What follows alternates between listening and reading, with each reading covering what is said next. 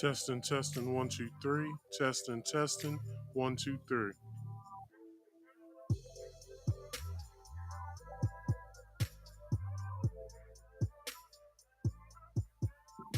Test, test.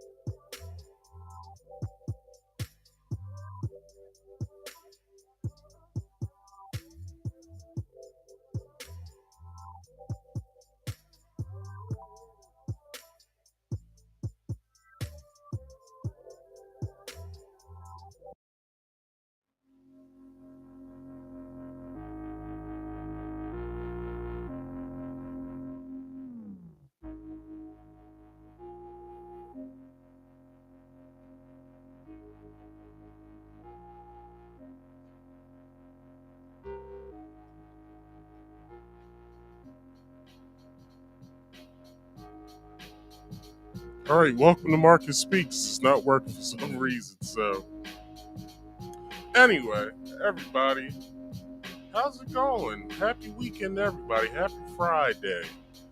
I'm your host, Marcus, and this is Marcus Speaks Live, the very podcast that gives you trending topics and other random I shouldn't cuss in the beginning. Other random things. All right. That's one thing I didn't set up yet. Getting my ish together. Hold on, y'all. I gotta get the last piece in order. I knew I was missing something.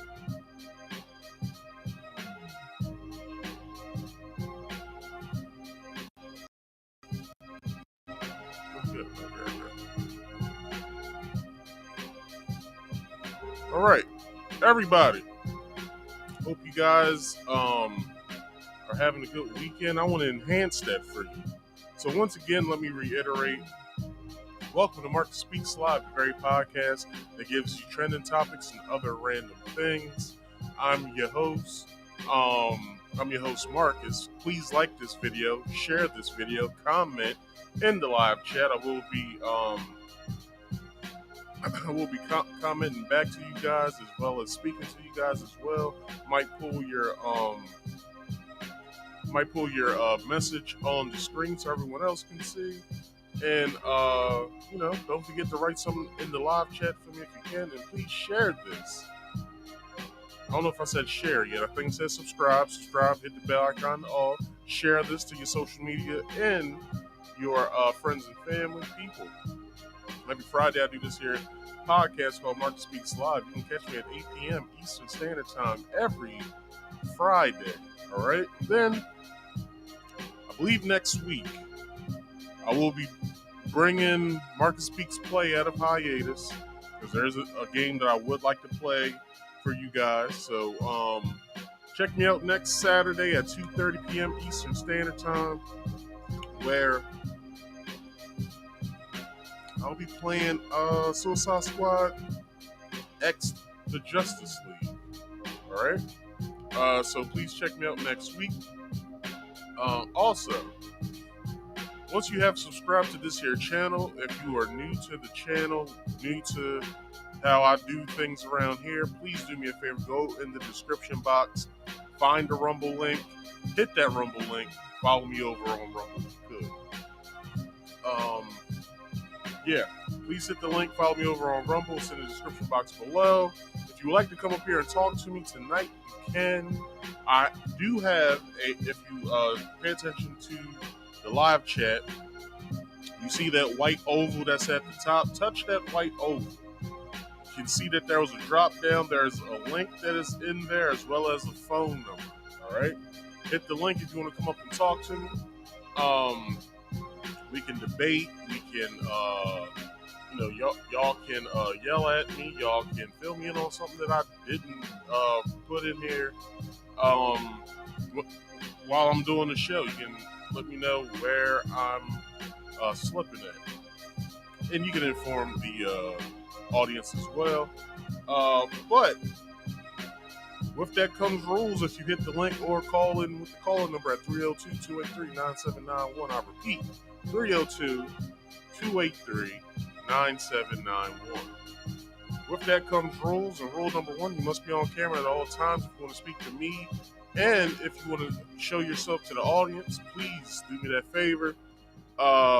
Once the prompt comes up, when you hit the link, please hit the camera and hit the microphone. All right? You must be on camera at all times. That means here in the backstage and to the audience if you want them to see you. All right? If you don't want to be on camera to the public, that is fine. Rule number 2 is you don't want to be on camera, that's fine, but you still have to be on camera here on the backstage. Rule number 3. Please mute all background noise. Please go to a nice secluded spot in your house. Use wired headphones if you can while speaking to me. That means with the link and with the phone number. Helps for a better audio quality so I can hear you. The audience can hear you, and there's no flub ups with your audio to where I gotta be like, what did you say? I didn't hear that. Cut off for a minute. Please use wired headphones if you can. And lastly, if you could, like this video, subscribe if you are new here, hit that bell icon to all, comment in the live chat, and share this to your social media and your friends and family. If you are new here, you know I like playing videos, alright? I like playing videos. It helps me further my point of what I will be reading to you guys, because my show is made up of 3 parts. My own opinion, videos, and articles. Not all in that order, but that is what my podcast consists of. Alright? So, with that, and I don't even know if it'll play or not. Hopefully it plays. I have to follow fair use. Alright, but before we get there, all articles and all videos are accredited in the description box below. I do not own any of the materials that I will be using tonight. All articles have been altered from its original form to help with plagiarism, so I don't get in trouble. That's kind of like the copyright of written work. And like I said, all videos are accredited in the description box. I do not own any of these works that I will be using tonight, other than my own opinion. So with that being said, fair use isn't just a YouTube policy, it's also the law. I want to follow both to a T. So if you guys don't know what fair use is, hopefully this works. If not, I'll just read it to you. So let's see if it works. Alright, it doesn't work. So I will read it to you. And fair use is: federal law allows citizens to reproduce, distribute, and hold on, let's bring that to where y'all can actually see it. Fair use. Warning: federal law allows citizens to reproduce, distribute, or exhibit portions of copyrighted motion pictures, videotapes, or video discs under certain circumstances without authorization of the copyright holder. This is called fair use, and is allowed for purposes of criticism, news reporting, teaching, and parody, which doesn't infringe of copyright under 17 USC 107. Right? That is fair use. And before I start my show, before I get into the main topic of the night, let's cut this theme music off. Let's play some real music. Before I like to start my show, I like to do a portion of my show called Small Banter. Small Banter basically consists of a warm-up topic, basically to warm myself up before I get into today's topic of the day. And today's topic of the day is, what's Dave Chappelle right about Katt Williams? All right? So, but before we get there, I want to share something with you guys. So, I saw a video on Instagram,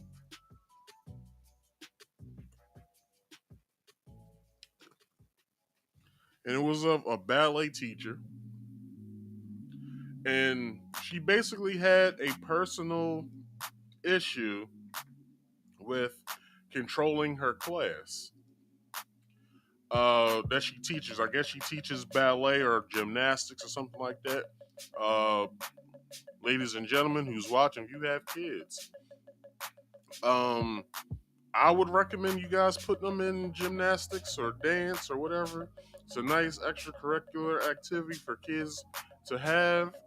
I've helped an ex-girlfriend of mine with her daughter, with her being in dance. I like that she was in there. She was around kids her age. She could interact with them, stuff like that. It's all for a good experience for kids to, be around each other, learn certain things and stuff like that that they can, go and have later in life. Flexibility, stuff like that. They can learn tap, jazz, hip hop, whatever that it is. But this particular teacher had an issue with controlling the class that she that she was teaching. For some reason, these little devils were disrespectful in her class. Instead of me actually sitting here and telling you guys exactly what the hell's going on play by play, I'll allow her to do it herself. If you're a parent and your child is in pre-K to elementary school to high school, I'm calling you out. The children today, I have never experienced, and I'm 22.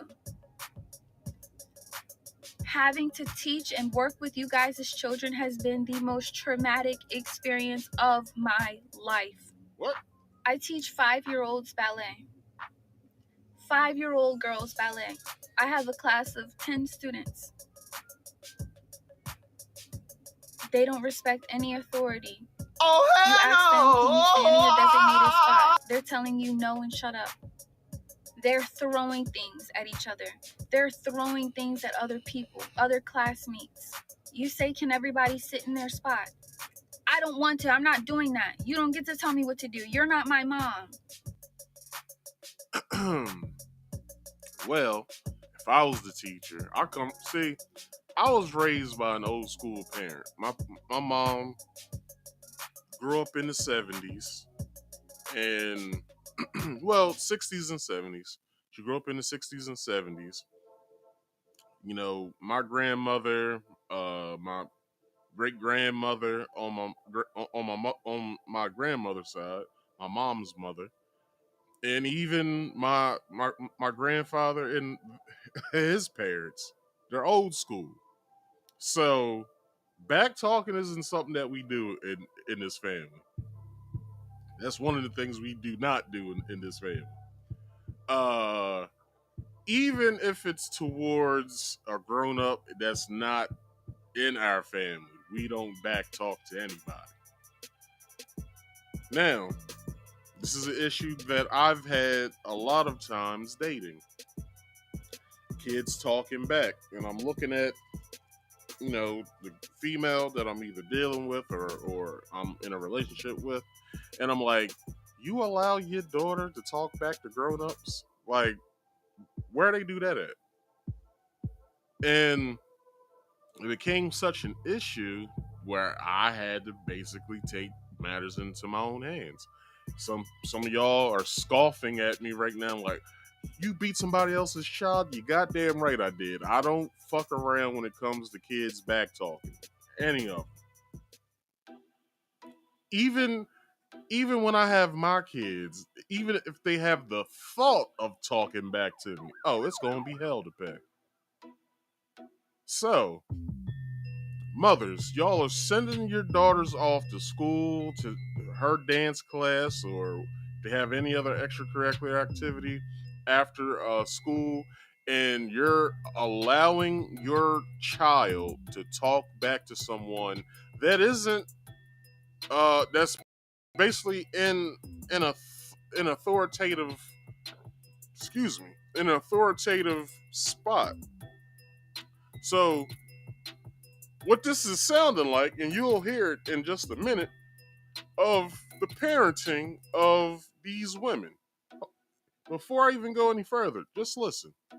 You confront the parent. The parent tries to argue with you and fuss at you because you tried to reprimand and redirect their kid. I told a young little girl, please sit in your spot. You're not my mom. You don't tell me what to do. Okay. When her mom came to pick her up, I said, hey, your daughter's having a hard time following instructions. And 7 times today I've had to redirect her to just sit in her spot. Well, clearly she didn't want to sit, and mind you, this is a mom. Clearly she didn't want to fucking sit right there. So, I mean, if she's telling you she don't want to do something, why keep asking her to do it? You know she's not going to do it.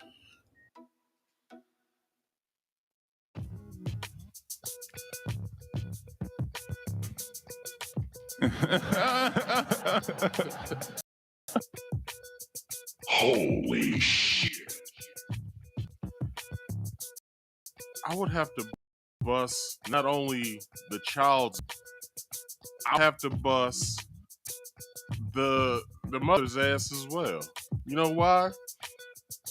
Because basically you're treating this dance class that I'm instructing as a daycare opportunity for you to do whatever it is that you're doing.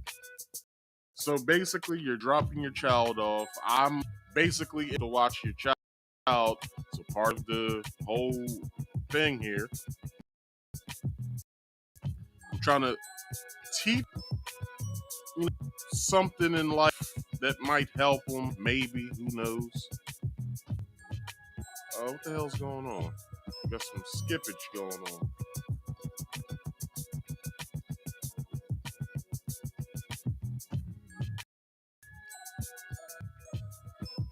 Hold on. Let me come back real fast.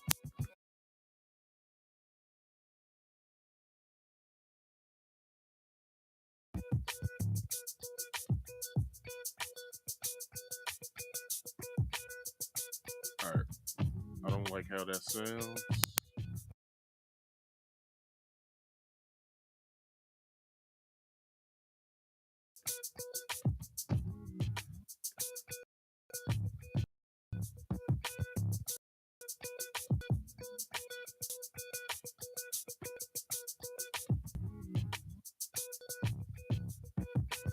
Hold on, let me start this music back over.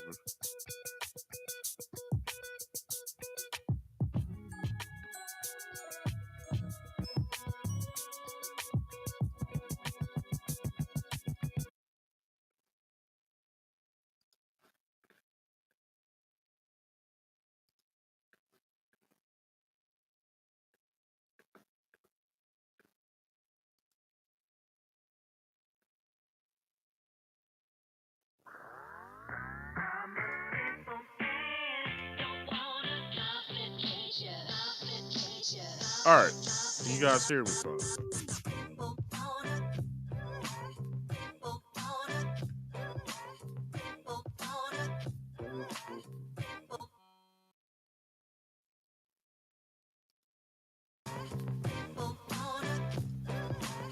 All right, so where was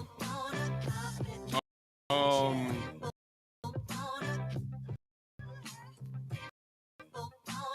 where was it? I don't hold on. I don't like how this is sound. How this sound.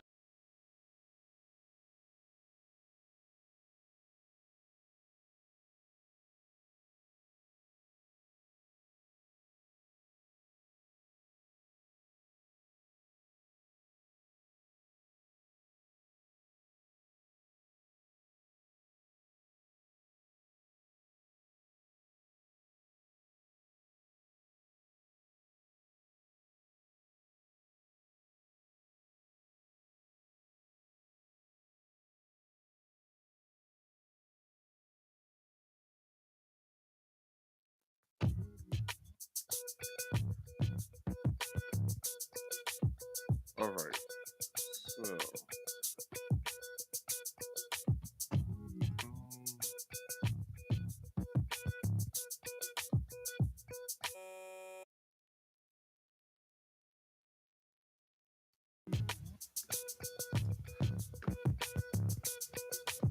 All right, y'all be able to hear the music and everything fine, but for some reason, I can't hear my music fine for some reason. I don't know how this is gonna sound after the fact or anything, but it sounds good now, so we should be fine. Um, I have no clue. I have no clue how I fixed this the last time.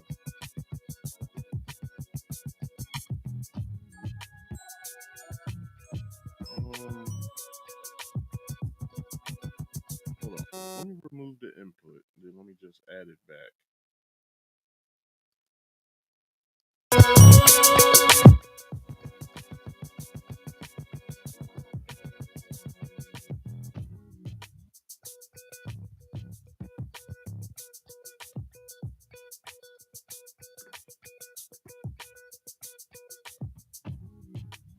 All right. It's the same. So anyway, let me get back to what I was saying. all right. So where did I leave off at? That I will whoop the mother's ass and the child's ass at the same time, because the amount of disrespect that this young lady is getting, just not just from the the child, but the mother as well. The mother is basically paying money for you to watch her child for, let's say, a dance class takes all of maybe an hour and a half, maybe 2 hours. I believe it was like an hour and a half. No, it's 2 hours. The dance class. I would take my ex's daughter to, so about 2 hours. So for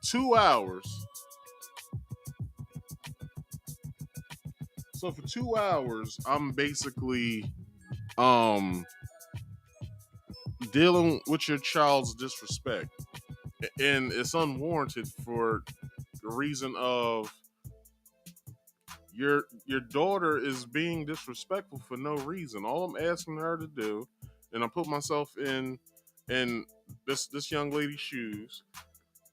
I'm only asking your daughter what I would ask any other child in there, just to sit in your spot, wait for instruction, so you can get up and then do what I'm showing you guys to do, and then y'all you can play with your friends. Like, I'm not saying that you can't play with your friends, just that I'm trying to instruct you right now to show you something that maybe you don't know what to do yet, or how to do. And I'm here for a reason. It's no reason why you should be so disrespectful as, I don't know, let's say that the little girl's like 6 years old. You're a 6 year old with a bad mouth for no reason, and it's disgusting. I blame the parenting. What world do we live in? Like, what in you guys' brain as a parent? God damn it! It fucks up that. Oh.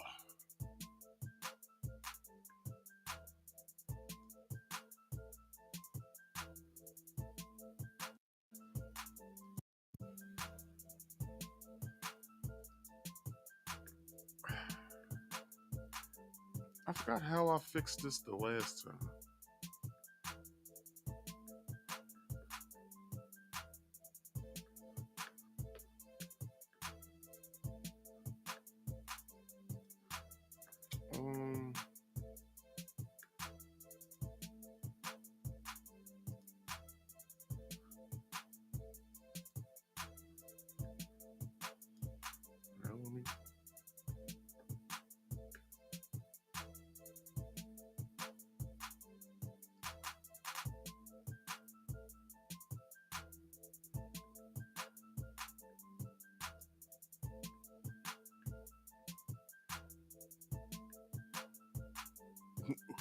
Hold on, I took the wrong thing out.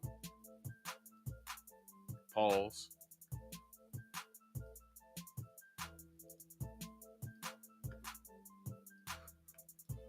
I don't even know where I was at.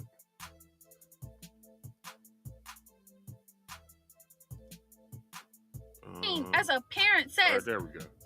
My kid not following any directions is a great thing. It's not that serious, and y'all don't have a right to tell her what to do. It's sad. It's sad. It's really, really sad. And another thing that's heart-wrenching is horrifying. It is horrifying. Your 5-year-old daughters are asking to listen to Pound Town and Ski Yee. Your 5-year-old daughters are asking, can we hear Pound Town? I'm playing them Princess Tiana ballet music. And they are asking me, can we hear Pound?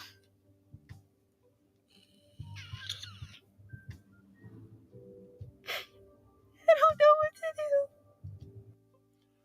You see how distraught she is? And y'all think that this shit ain't real, what she's saying. Y'all really think what she's saying isn't real. So I'm at 6:48. I'm gonna go to this next video, and then I'm gonna come back to this video because she's not bullshitting.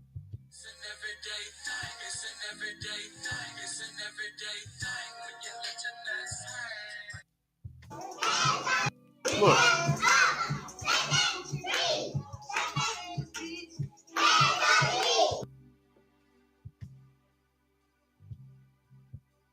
Like, y'all think she's bullshitting. She's not bullshitting. This is at a birthday party. So, okay, let's go back. So I'm pretty sure you guys know about the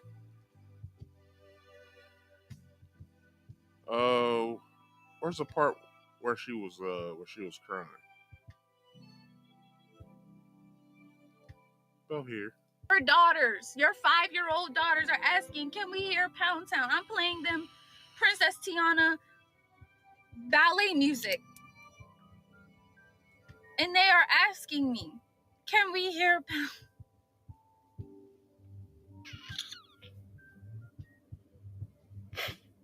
I don't know what to do. I don't know what to do. I just showed you proof. Kids karaokeing a Drake song that has Sexy Red in it. You are these parents these days are playing Sexy Red Pound Town while driving with their kids. Now, I can't say that well, what I would play in the car isn't as worse as this. Because I will play Kendrick Lamar, J. Cole, depending on how I was feeling that day. Some gunplay might play. But I would check with my ex's daughter's father. I'd be like, hey, what kind of music do you play around your child? So I'm not, off base of the music that I play in my car. Basically told me. He said, I play, a lot of Philly artists because he was from Philly. Because I play a lot of Philly artists, some Jay-Z, Jada Kiss, stuff we grew up on. I was like, all right, cool. I was like, so he's playing the stuff that he's comfortable with playing.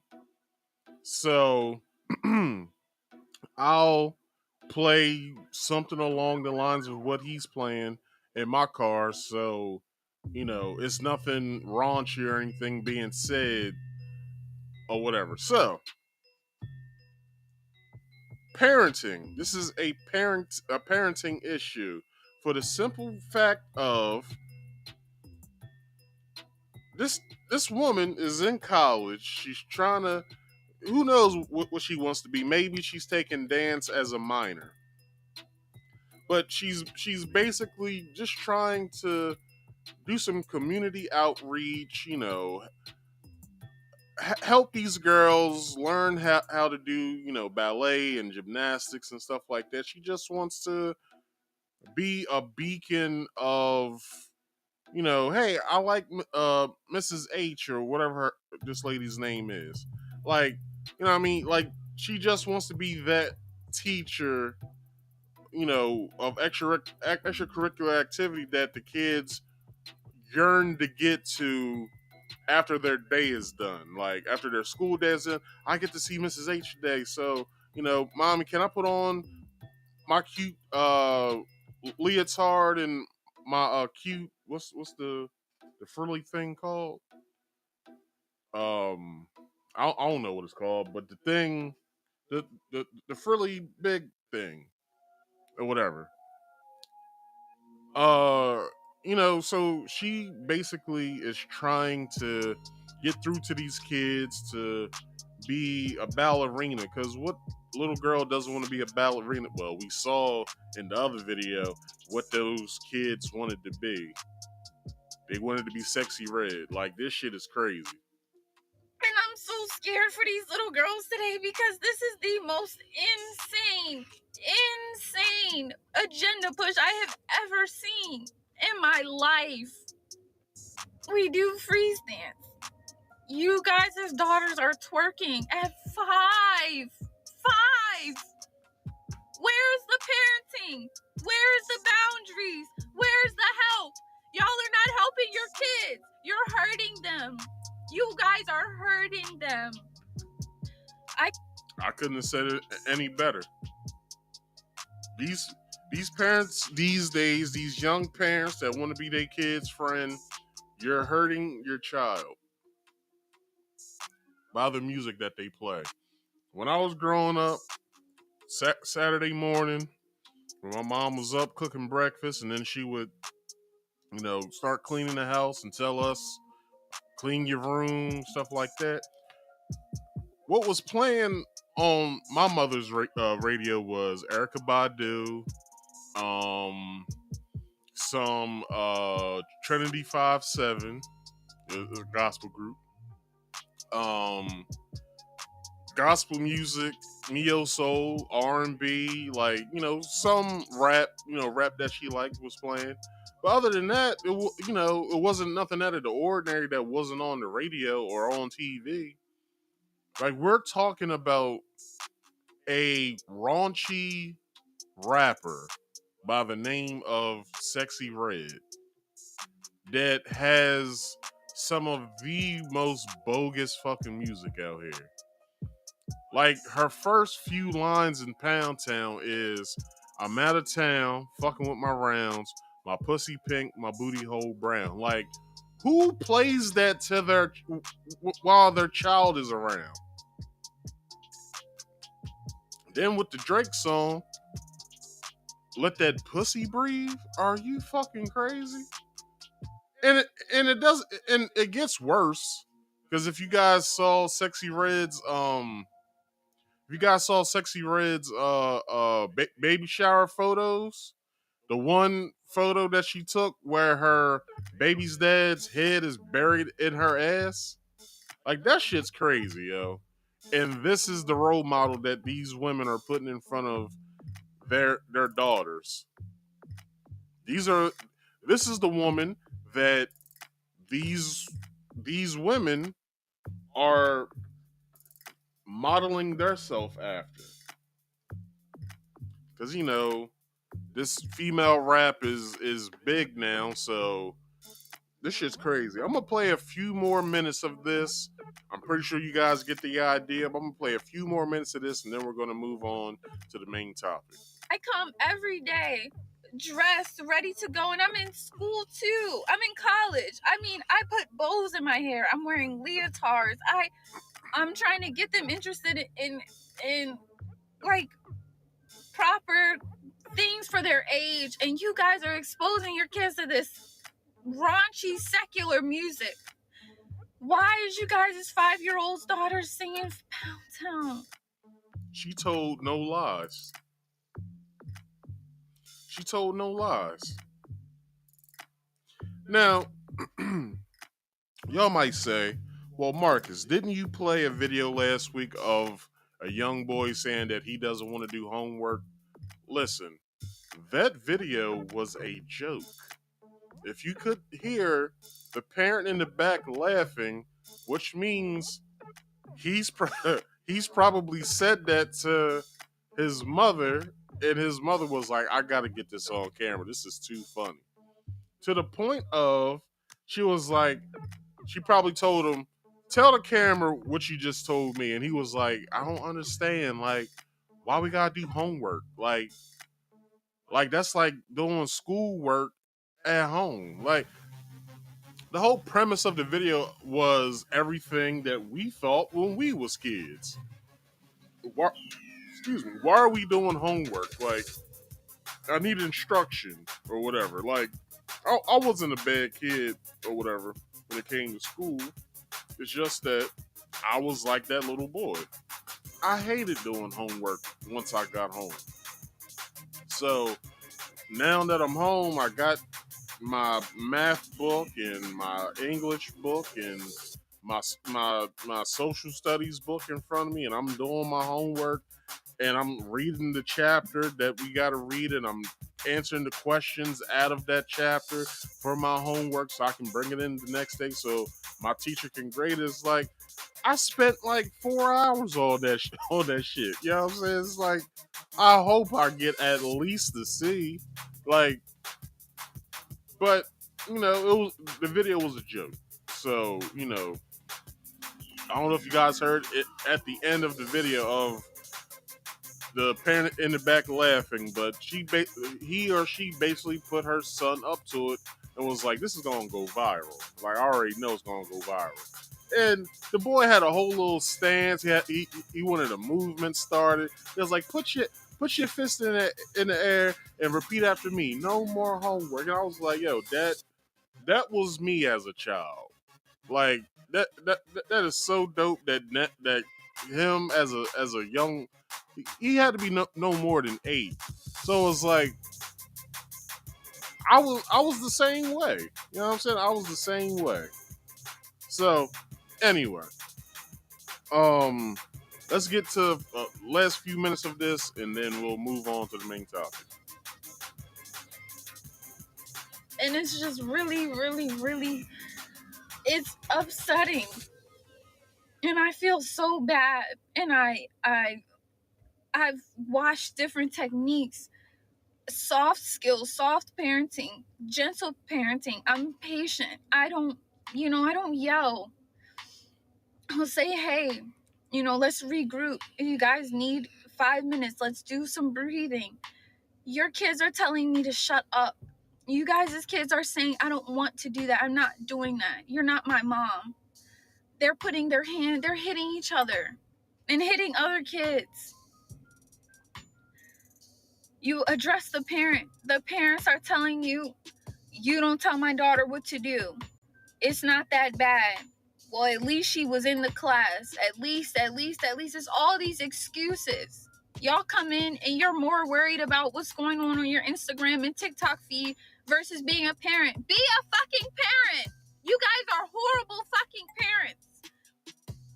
Hold on. Like, I'm sorry to say it, but this generation of some of the mom, not all, but majority that I've dealt with kids that are between the ages of 5 and 4 and 3, you guys don't parent your children at all. They have no basic comprehension skills. They can't sit still. No attention span. They're hitting people. They can't talk. They can't communicate. They don't even know how to say, like, I want to go to the bathroom. If you ask them a question, they're rude, nasty, horrible attitudes at 5. That comes from bad parenting. Every time when an issue comes up like this, and I'm always bringing an issue up like this or similar or whatever, I always chuck it up to it's bad parenting. Now she's saying that these little girls are hitting each other for no apparent reason. You know why? Because the mother is probably putting her child up to shit like that in their neighborhood. Go fight that little girl. Have y'all seen that one video? It was a little girl. She was minding her business, trying to play with the other little girls, and the mom eggs the daughter on to hit this little girl for no reason. The girl's just trying to sit there and play with everyone else. But since she was light skinned and all the other girls was dark skinned, that the mother and the little girl, she was a pretty little girl. She had nice long hair. The mother's telling, pull her hair. Now hit her. Kick her, Nye. Kick her. It's like, why are you telling your daughter to do that? Like, this child did nothing to her. Like, it's ridiculous, yo. It's fucking ridiculous that these parents are allowing their children to do this at when I was growing up, we only fought for one reason: is if someone was fucking with you. That's the only time we fought, was if someone was fucking with you. Like, there was no other instance when I was growing up that I laid my hands on someone for no apparent reason. It was all someone was fucking with me. And then when you go home and let's say your shirt got tore, or your jeans had grass or mud stains on it or dirt stains, your mom asks, "What the hell happened to you?" My mom asks, "What the hell happened to you?" Got into a fight. Well, who'd you fight? So and so. Well, you stay the fuck away from that little fuckers. He ain't gonna be shit growing up. I heard that all the time growing up. And it's like, these parents these days have no coof. And like this young lady said, you throw a tablet or a phone in front of these kids to babysit them. You're on your Instagram all goddamn day taking pictures. We see the pictures on Instagram of these moms, they half naked in their pictures and shit like that. The kids are sometimes are in the pictures while they got a bra and panty set on, or like a tight something tight and revealing on and shit like that. And these are the women that are complaining that they can't find a goddamn man. That shit is crazy to me. Like, I don't know if they understand. If they run into a dude like me and they trying to pursue me, but then I come to your home and your home is out of order by your children taking over and basically ruling you, as my mom used to say, you ain't gonna rule me. Like, it's disgusting. Like, why is like, I don't know what happened. Oh shit. I don't know what happened between when I was growing up until now. I have no idea what the fuck happened. It has to be it has to be Instagram, Facebook, TikTok, Twitter. It has to be this because it's like no one has time for their children anymore. It's like nobody wants to be a parent to these kids. Like, shit, for some people, some women, you know what I mean? As long as their children's dad is paying child support and not in and out of jail, they good. They gonna spend their money on makeup, clothes, so they can go to the bar. They gonna buy a bottle, go over somebody's house, invite some nigga over. Like, this is this is parents these days. These women are fucking irresponsible to even have these children. Like, they're irresponsible. Yeah, I said that shit. These women are irresponsible to have these goddamn kids, but then we ain't supposed to say nothing like that because it sounds bad and it looks bad. And Marcus, how you gonna come down on black women? It's like, I'm not coming down on black women. There's some white bitches that do this shit too. It's some Spanish bitches that do this. You name them. We all know the white girls that's always in the hood because they got a black baby father and they doing the same shit. Most of the time it's worse. Because they're trying to, be, you fill in the blank, you know what I'm saying? Like, they're trying to be something, but it's like, Susan, you came from a good family. Like, why are you talking with an accent? Why are you you know what I'm saying? Why are you in the hood? Like, you live in the suburbs in this town. Like, why are you in the hood fucking with these people for? If you don't go back to where you belong, but can't say shit like that. Anyway, people, that concludes today's short banter. Let me get myself queued up for the next video. All right.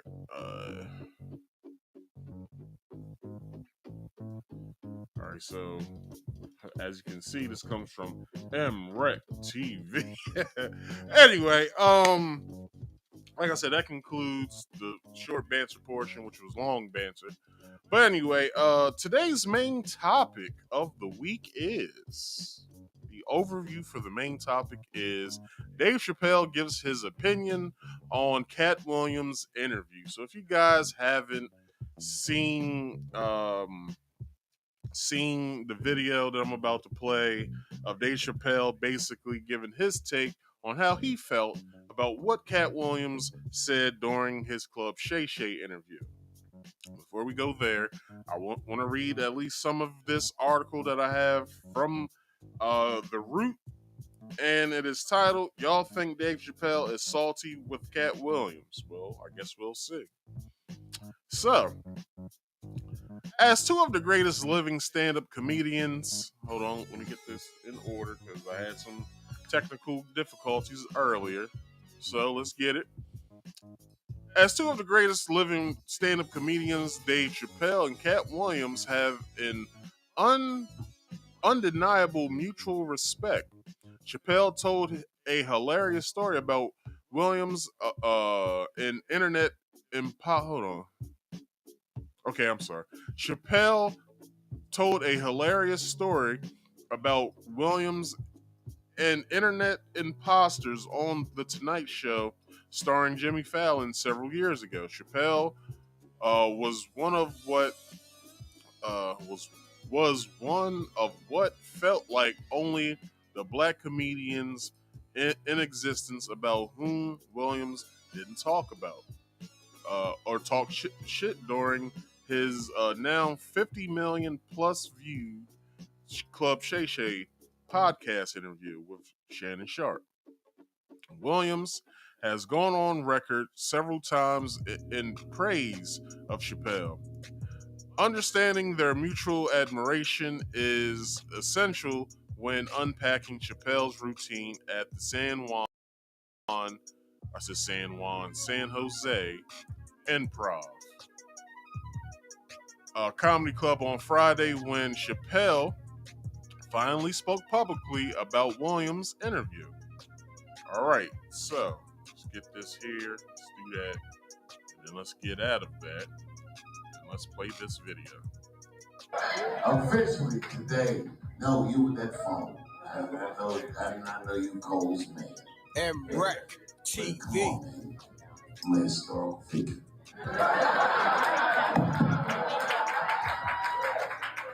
And all you comedian niggas have to admit I did it. And I don't know where Katt is, but that nigga is waiting for all of us. MREC TV. Katt is gonna kill us all. Oh my God. I love everybody, but I love Katt Williams more than a lot of people. And that nigga is wild. MREC TV. All right. I'm at war with the Illuminati too. But what part of the war is ethering Cedric the Entertainer? I'm going to dismantle the Illuminati. And I'm going to stop with Cedric the Entertainer. MREC TV. Cedric the dude is old, he's fat. Leave this nigga alone. MREC TV. Steve Harvey doesn't even do this anymore. Angels, hey, you tweet, don't tell anybody what I'm saying. You just let you tweet how it's Katt Williams, beef is hot. Don't do that. Don't do that. Everybody put your phones down. Let's just have a good time.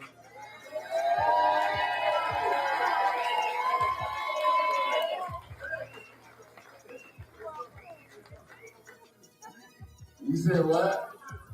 No, DeRay. You know why? Because MonDeRAYS called me and told me you said what Katt did was good for comedy. No, it's not. MREC Nigga, TV. I'm 50. No, it's not. No, because he did it. He shot a lot of lights regardless of what motherfucker. He shot a lot of lights on time shit was born. Motherfuckers out here bored and the motherfucker he made it basketball again. It's competitive. Yeah. You want, can we get, you want 2,000?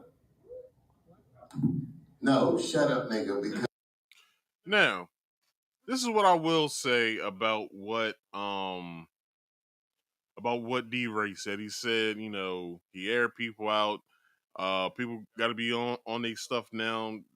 People are bored. He made it competitive again. Check this out. Do you know the only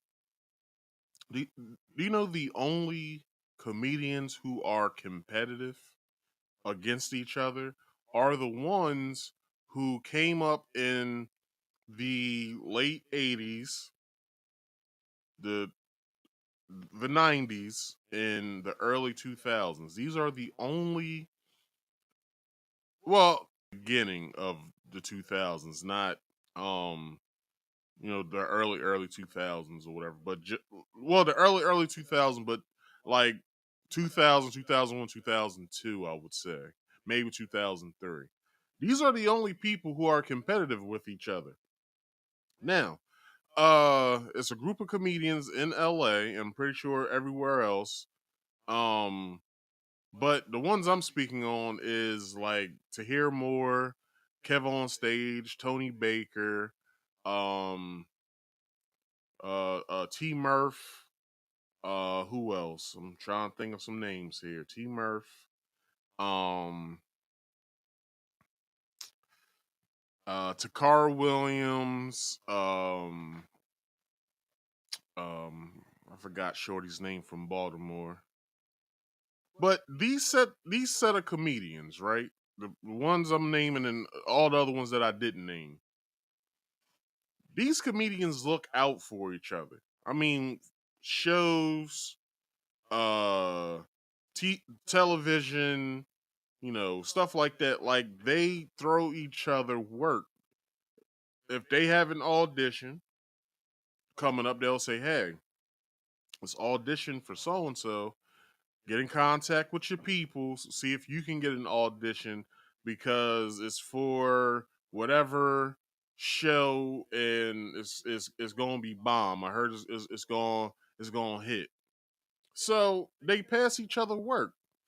Now, two comedians in the 90s era of comedy that I can name, Leslie Jones and Godfrey, comedian Godfrey. During the pandemic, when they did To Hear More's podcast that he was doing during the pandemic called Zooming with the Homies, they weren't on Godfrey and Leslie. They weren't on at the same time, but when they were on the show, they praised the young comedians by telling them, "Look, you guys are probably the best group of comedians that I can vouch for and can say that you guys look out for each other. Like, in no shape or form would someone that I was coming up with or people that I've met throughout the years, they would look out for me in any way. Like, they wouldn't throw me any work. They wouldn't let me know about a show that was coming up.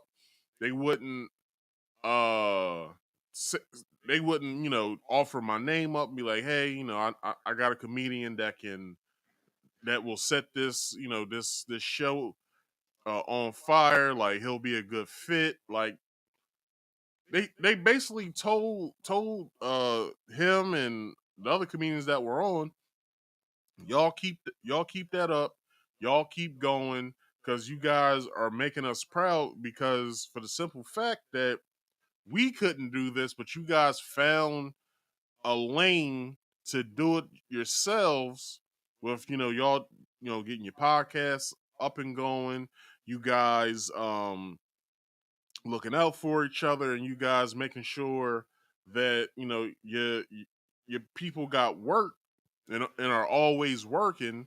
Like, I commend that from you guys. Like, you guys are dope for doing that. And personally, I think that's great. Like, I think that's great. Like, that they can set their egos aside and be like, you know what? I'm not gonna just keep all of this to myself. I'm gonna help out my homies. Like, you know what I'm saying? Like, I fucks with them, they fuck with me. I'm gonna look out for them. Now, to get back to what DeRay was saying, that he said that it was good for comedy, and then Dave Chappelle replied by saying, "No, it's not." You're about to hear I'm sorry, I about to call him Katt Williams. Dave Chappelle's reasoning of why he thinks it's not good. Here we go. Hold on. Where's my cursor? All right, here we go. Because you know why I disagree? Because I put a special out the same day, and it was fine.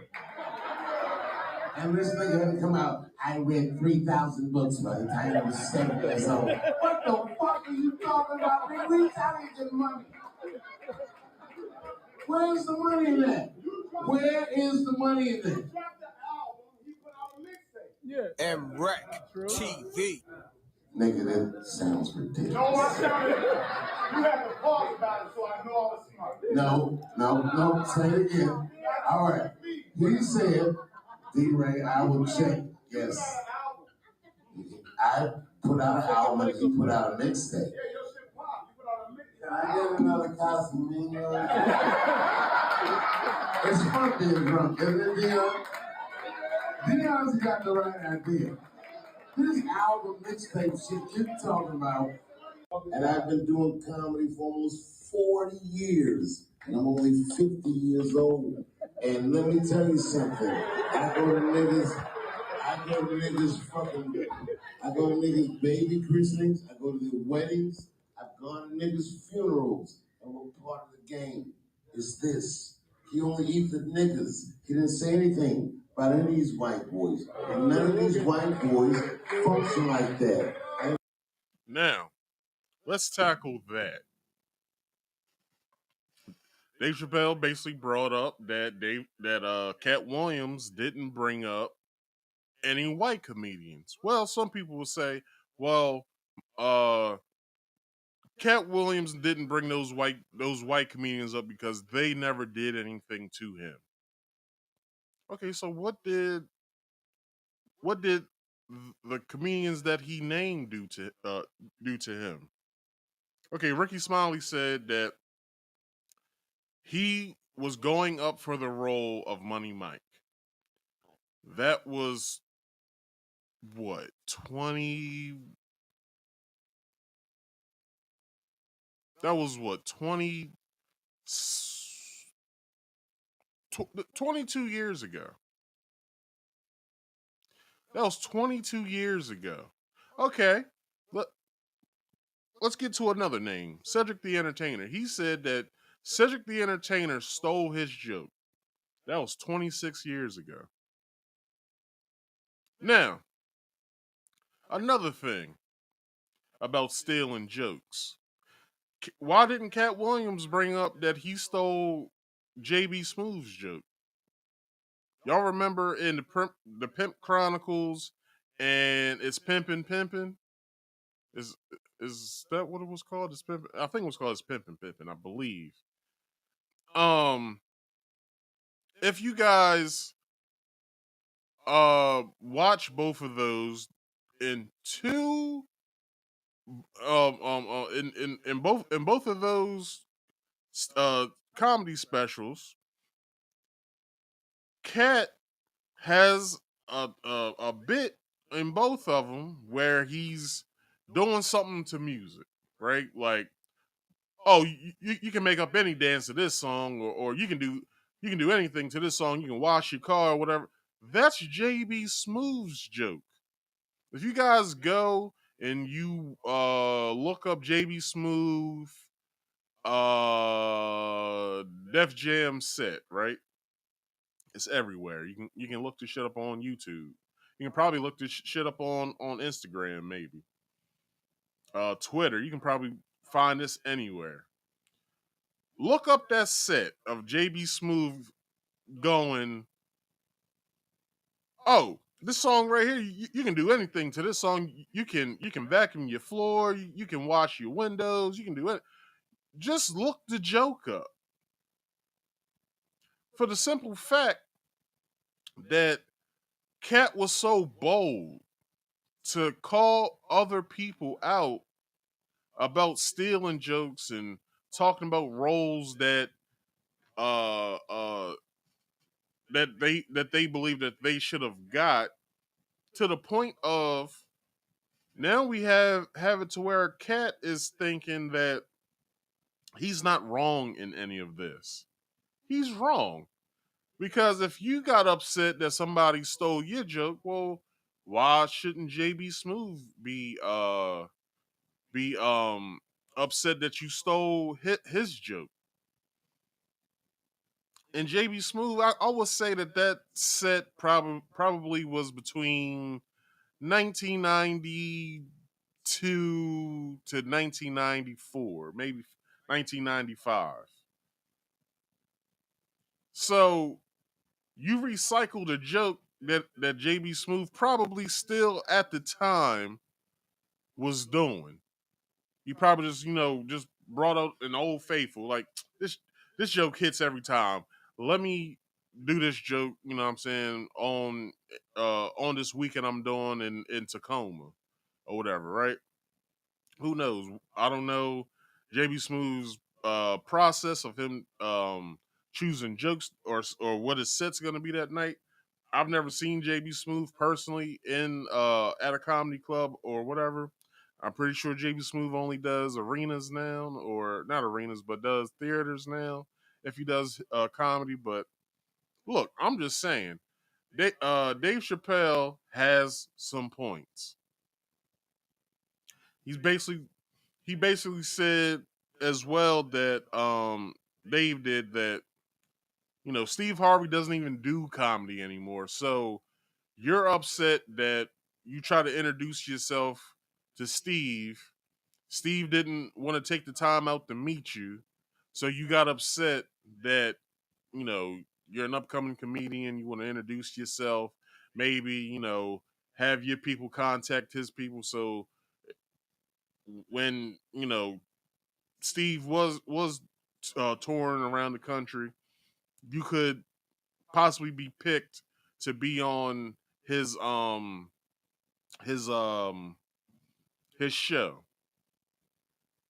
But it didn't happen that way, so now you're upset that he slighted you because, he didn't know who you were.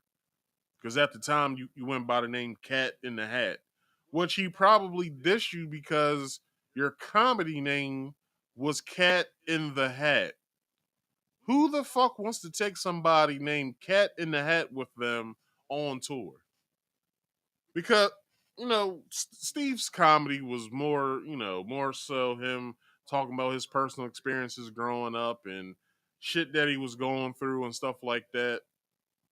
And he had a big name. He had a sitcom at the time. He had just finished. He had just finished years prior his HBO special, and then he was doing the show. He was touring all around the country. Him and Sid was in Steve. I'm sorry, Steve, Sid, Bernie, and Guy Torrey at the time before Dale Hughley got on the tour of the Kings of Comedy. It's like, what are you upset about? Like, this man was working. He didn't have time for the bullshit. You was an upcoming comedian. You probably didn't even have $1 to your name.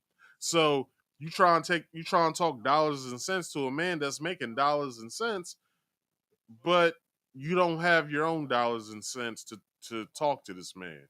So now you're upset that he slighted you because you feel as though that you're a decent comedian that can enhance his tour or whatever.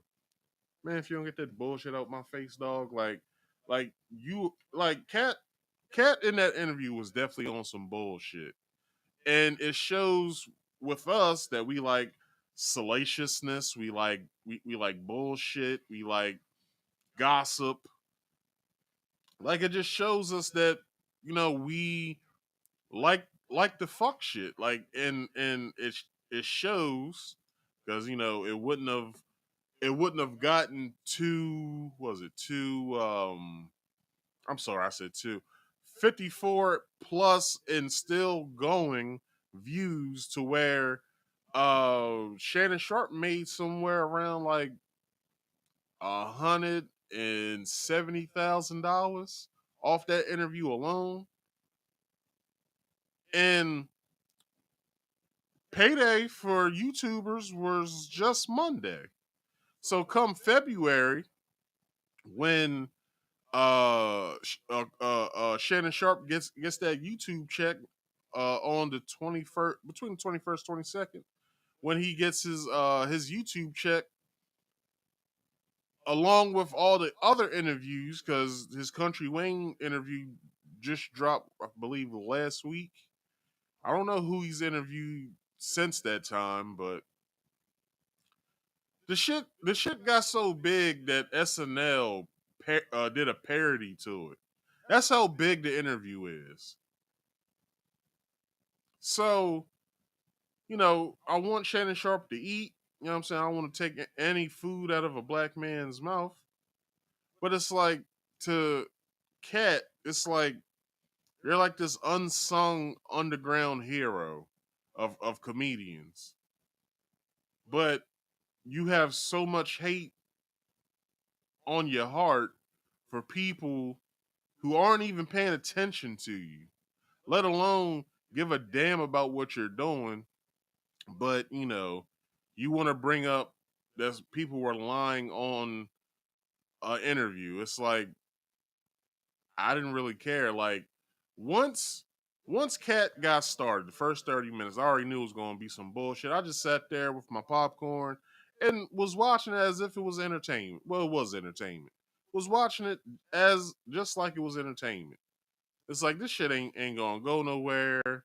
As far as him like complaining, I'm pretty sure it's gonna be a big interview. But I was like, this shit ain't like, this shit is just for people who like drama. Like, I'm too old. Well, I'm not that old, but I'm too old for childish ass things like that. Talking about people, like, I got a rule, and I got this rule when I was following the Nation of Islam. I don't talk about anybody unless they're in my presence and are able to defend themselves. Like, I don't talk about people.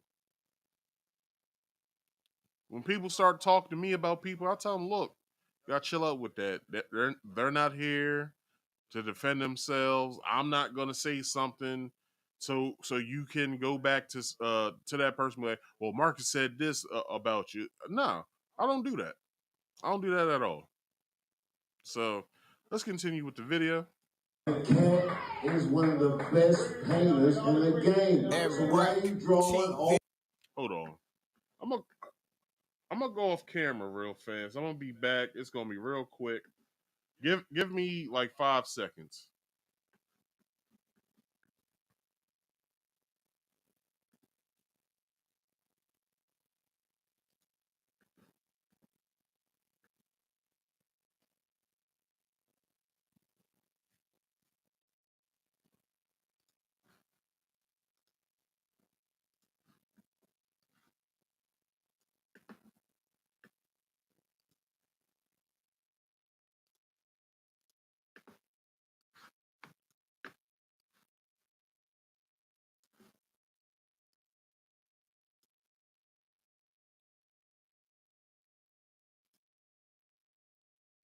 All ugly pictures of us. Stop. The game is this. He only eats the niggas. He didn't say anything about any of these white boys. And none of these white boys function like that. And Katt is one of the best painters in the game. So why are you drawing all ugly pictures of us? Now, when he said that, when I heard this for the first time, I liked what he said. that Katt is one of the greatest painters of in our generation, as far as with comedy. I understand that completely because if you watch Katt Williams' first comedy special, not Pimp Chronicles Part 1, but Katt Williams Live, if you watch that special, it's a good special. It's funny. And then he graduates to Pimp Chronicles Part 1. Then we get Pimp Chronicles Part 2. And then we get, I forgot what the other one was called, that he did in DC. That was funny.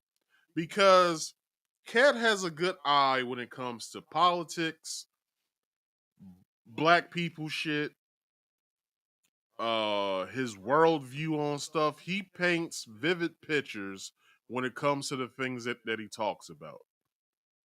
I can sit here on this podcast and lie my ass off and say that I don't think that Katt's funny. I'll be lying. But for the simple fact that Katt is sitting here, or not right now, but Katt sat on that couch with Shannon Sharpe and was just ousting people for no reason, only because he felt slighted about a few things. Okay, take your lumps and move the fuck on. Like, although we didn't expect him to do that, but it's like, why are we sitting here allowing this man to say this stuff about these people, and then with their rebuttals, they're basically like, I'm not paying attention to any of that. Like, I don't care.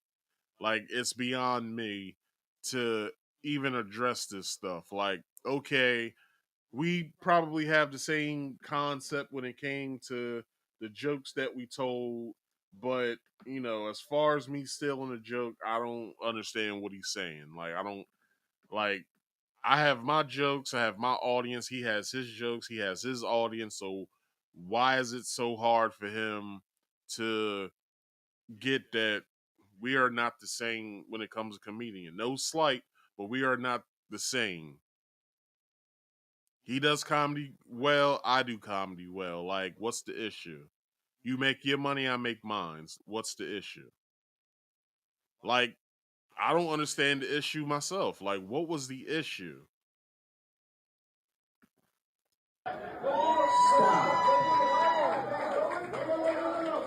Hey, yo, did he say anything about me? MREC TV. Yes, he did. And what did he say? That he loves me and I'm awesome. And you want to know why he said that? Because I've been nothing ever but kind to this nigga. And you can only say the same, and you can only say the same.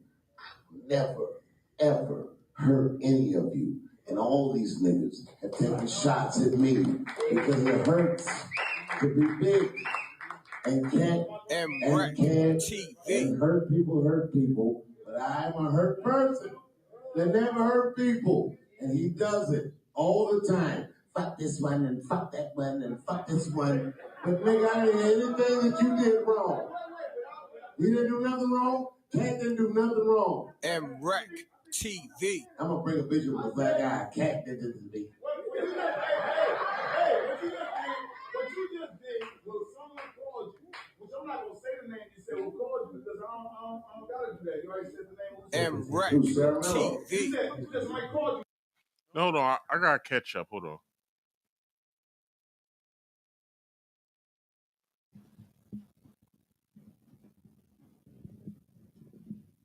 All right, I believe. All right, so I'll keep it going because DeRay's not done with what he's saying, but it's like hard for me to hear what's being said because of my audio issue. I'm gonna say that DeRay said it was good for the culture. That's all they gave. Oh, Marlon. Right, Marlon. So that's the only information. Yo, nigga, he's not the only one. Fat Joe, all the things come MREC TV. Is killing it. No, he's not. I am 50 years old. I am not beefing with you niggas. Ever.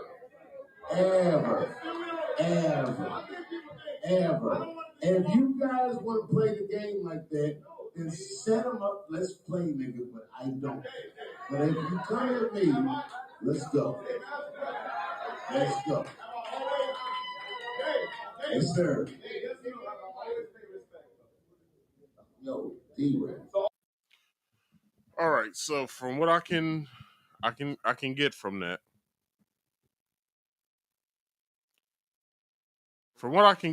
was basically Dave put himself in the arena. Like, if this is how you guys want to conduct business, I'm not gonna do that. I'm not gonna beef with y'all just to prove that I'm funny. Like, no, that's not who I am. That's not what I do. But if you guys bring it my way, I will, and I will defend myself comedically, because simply because you guys feel as though that this is your unsung savior when it comes to comedy, because you feel as though that the game's been stagnant for so long. So why is it that you feel as though that this is good for comedy? And basically, DeRay's rebuttal was because he told the truth and he aired some niggas out for the simple fact of just doing it. And it's like, that's not a good reason. So, DeRay, let me tell you something about this nigga. I sat right there. I sat right. Wait. DeRay, I sat right there, and I watched you do a set. It was brilliant. Listen, brilliant. Every joke you told was tragic. It's personal. This nigga did a joke about Wade's story. It would break your heart. Your heart. If I told my story, it would break your heart. I lost everything and never, ever told on anybody. And this nigga is the arbiter of truth.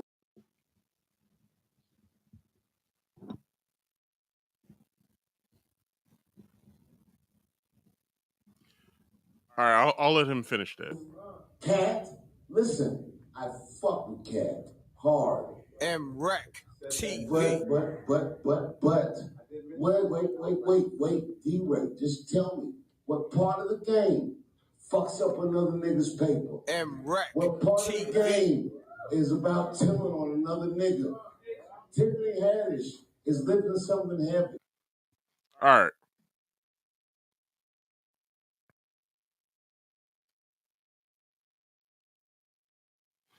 All right, so Dave's rebuttal to DeRay's comments was, what part of the game is it to take food at another man's mouth? Of which Dave Chappelle did a story in one of his comedy specials where he was playing 3-card Monty with some sharks in New York when he was living in New York. And, he felt that he won, but it was the wrong card that he picked. And all his pocket money that he had, that he basically was using to entertain a young lady and to have fun with her that weekend, he lost it. And then when he tried to butt in with everyone else, playing the game so the man could make some money so he could feed himself, he interrupted the game to the point to where the guy basically told him, yo, don't you ever try to take food out of my mouth. Like, that's just like killing me. Like, why would you, or why do you feel so comfortable to do that?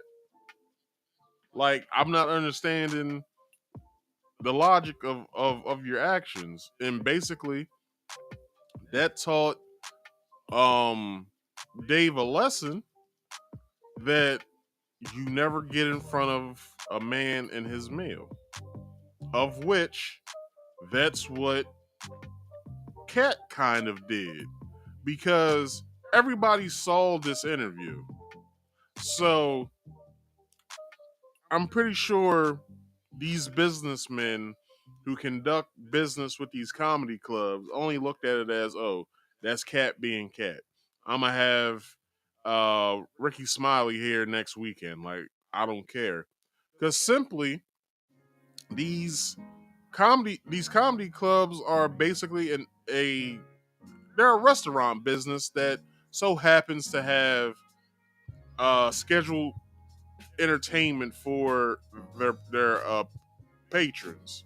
So I'm pretty sure they wouldn't look at the I'm pretty sure they wouldn't look at this interview and be like, I'll never book Cedric the Entertainer again. I'll never book Ricky Smiley again. I'll never book Faison Love again. Like, no. They're basically looking at their business as, we're gonna have this person this week, this person next week. I'm trying to sell out all these chicken wings and all this Hennessy, so I can not only pay my talent tonight and for the weekend, I can pay them, or I can pay the talent next week and the talent coming the week after. Because it's not, I'm sorry, it's a restaurant business essentially. That's what a comedy club is. Because when you go into any comedy club, and once you get seated in the I don't know if it's the promoter or the manager. I think it's the manager that comes on the mic and he says it's a 2-drink minimum. Order your food. You know, anything counts towards your 2 drinks. You can either have soda, you can have a mixed drink, or you know, beer or whatever. Make sure that you're quiet while the comedians are on stage doing their set. Make sure that you are respectful to the person next to you, so they can hear everything that's going on. No side conversations, or keep side conversations to a minimum, and stuff like that. Like, this is essentially a restaurant business that so happens to have talent. So for Katt Williams to do what he did, if these uh club managers, I'm sorry, not club managers, but these club owners were so petty enough, they would be like, we'll never have them back. Like, after this, no, I'll never have them back. No, they're not looking at it like that. They're looking at it in dollars and cents. That's what they're looking at it as, and that's it. And his club. Before I go on, let's go to the back to the article. All right. So headliners are going hard, insisting that Chappelle slammed Williams, bracing everyone for an internet-breaking war between two comedy titans, with potential with the potential for Will Smith slap levels of viral longevity. But to understand Chappelle is to recognize that won't ever happen. Given even more shine to what could go down as the most viral interview of all time. Even SNL got in on it. Chappelle got a few things off his wife beater chest during his special guest appearance at the San Jose, California leg of Deon Cole's My New Normal tour. The recorded clip was taken with what looks and sounds like someone's iPhone 3Gs, suggesting that Chappelle spent all of on stage time addressing Williams' interview. I love everybody, but I love Katt Williams more than a lot of people, and that nigga is wild, he said, before addressing Williams' viral Williams' vitriol for Cedric the Entertainer and Steve Harvey, both of whom he accused of stealing jokes. I'm at war with the Illuminati too, but what part of the war is ethering Cedric the Entertainer? Chappelle asked. Cedric, he's old, he's fat. Leave this nigga alone. Steve Harvey doesn't even do this anymore. It might be hard to tell if Chappelle is defending Sid or insulting him. Well, it's kind of both. He was being funny. But if you consider that Chappelle has shared a stage with each of these men, it's unlikely that he's doing either he just mined the situation for a joke. All right, I didn't write this, so I'm doing my best reading this. Besides, this isn't exactly a character attack. Sid is getting up there in age, and he is a tad portly. Indeed, Chappelle has never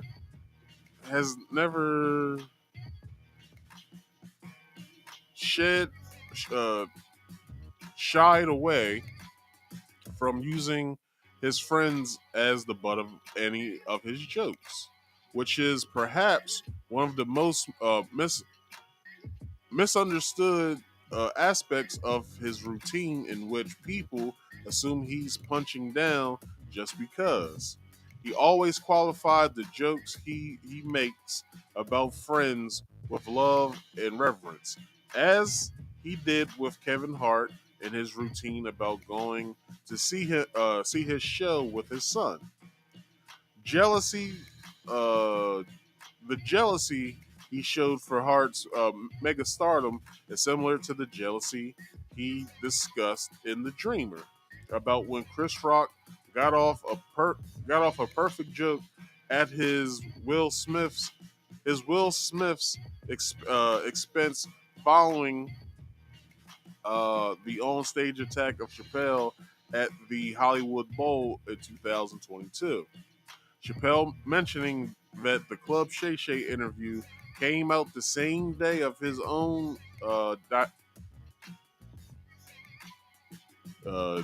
divisive, or divisive as people say, stand-up special, The Dreamer, which was 3 days later, but still completely distracted from The Dreamer's Netflix release, should be a clue that the hate is not real. That the hate is not real hate. I have no idea what this word is. Let me see if I can get my computer to talk. Let's see.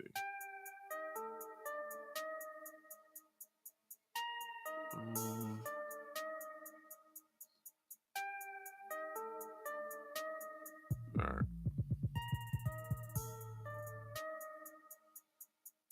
I'm waiting to hear what the word was.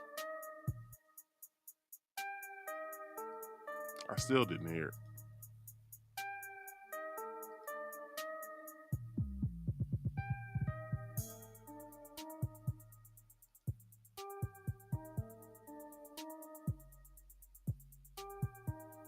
I guess it didn't say anything. So Netflix release should be a clue that the hate is not the real hate. Jealousy is what he does, or I have no idea. Hold on.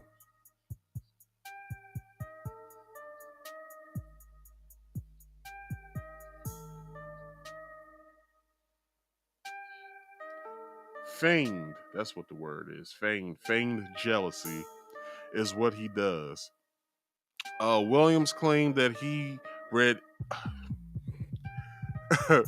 Katt Williams claimed that he read 8 real books a day, every day, for a year.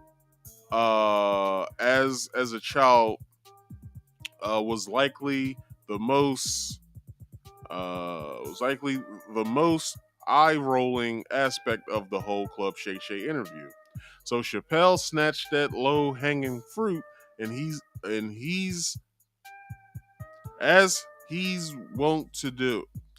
Like whoever wrote this, like whoever the editor is for this goddamn publication, they must not be good at proofreading, because like I've fallen a lot of times of trying to read articles and certain sentences don't make sense.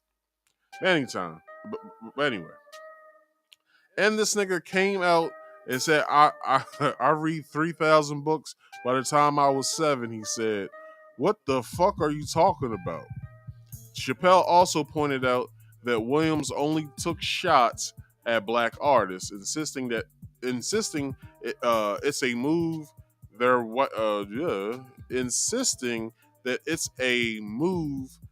Their white comic. Give me a second, please. Chappelle also pointed out that Williams only took shots at black artists, insisting that its move their white comic contemporaries wouldn't take against their own. What part of the game is this? He only ethered niggas, Chappelle said. He didn't say anything about these white boys. None of these white boys function like that. Katt is one of the best painters in the game. Why are you drawing ugly pictures of us? Stop. All right.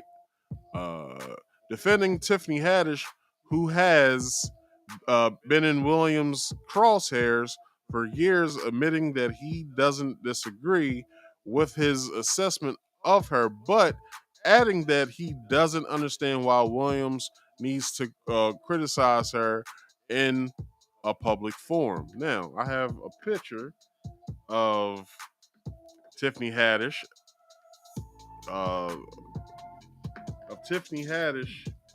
Basically coming out and saying, come on now.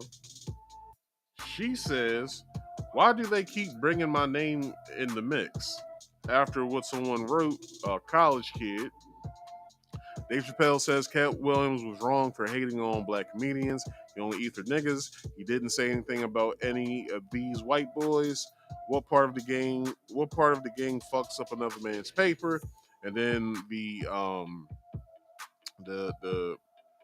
video clip was basically him saying that and bringing up Tiffany Haddish in the assessment of him thinking that Katt Williams is right, but he shouldn't be, saying shit about black people and their art for the simple fact that, it's all subjective at the end of the day. So I don't understand. He doesn't understand why Katt did that. So I showed that. So let's get back to the video. I don't disagree with Katt. Hold on 1 second. Let me see if I can get my damn audio to work better. Like, I'm really sick of this. Like, for real.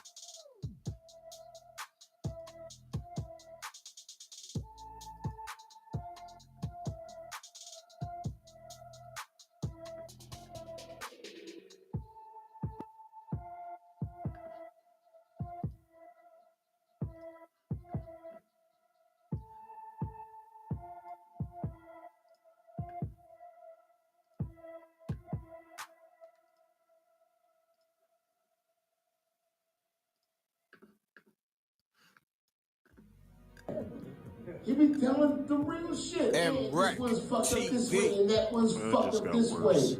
Yes, nigga, that is true. But why would you say that?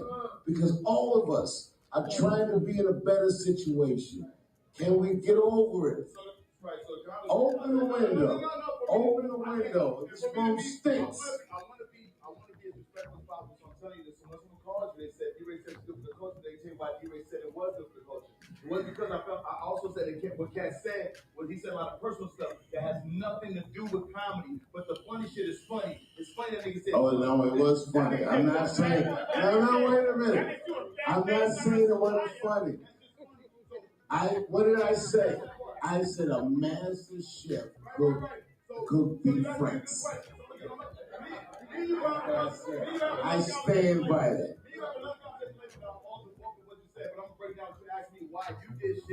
your ability to do shit. No. Wait. No, you know exactly. Stop. Stop with the semantics. Okay. You said. Tell your paragraph and I'm ignorant in the sentence. Go ahead.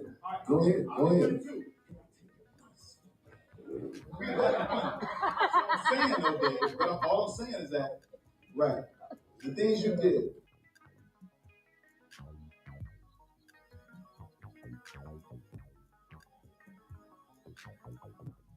The way that you move, you know not to never do that to somebody because of the way you were raised, because how you come from. You got 40 years in. You said longer than anybody's been doing time. You said standard, so this your way of moving is different. So Katt's way of moving, the way he came in. Hold on, y'all. Let me see if let me see. Hold on.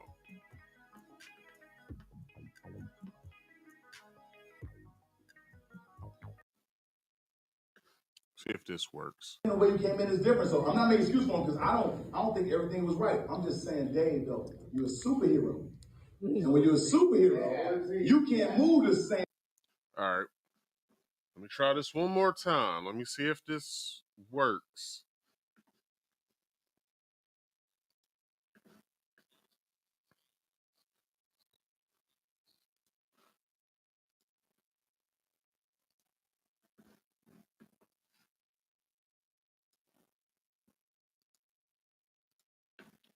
Hopefully it works. Hopefully it does. Same way. If you're a superhero, the way you are, you can't just flex your superpower for no reason because you do have stories about everybody. Probably some personal stories about people. No. I hear what you're saying. What is the difference? Wait. Hear me out. No one sat me down, nigga. No one sat me down. Who the fuck would sit me?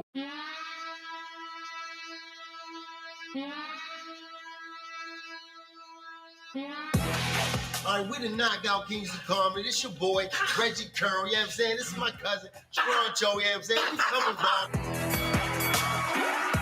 You know, I know me, old fuck with lambskin condoms. I don't even want my man to eat mine, because I eat meat from Aldi's. The f wrong with you? Aldi's, you should eat this. We don't know what the f that meat is. No! For real, I heard a nigga get put in prison. That's not the part about it. The part about it is he had the audacity to ask. All right.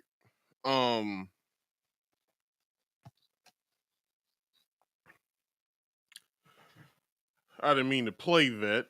I stepped away for a while, and that's what happens. But that was the clip, and it basically speaks volumes to.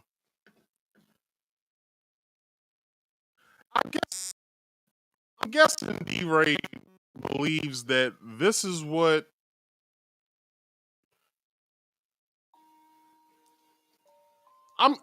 I'm guessing DeRay believes that this is the comedy that the audience wants. But I don't believe that to be so. This is why.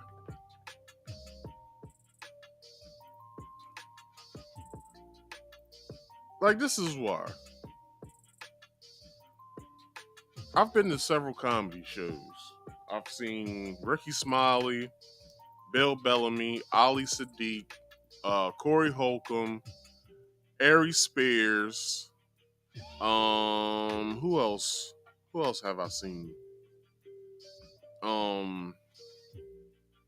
I've seen 85 South before, they became this big national touring. Like, I remember when they were first starting the 85 South. I've seen them. Who else?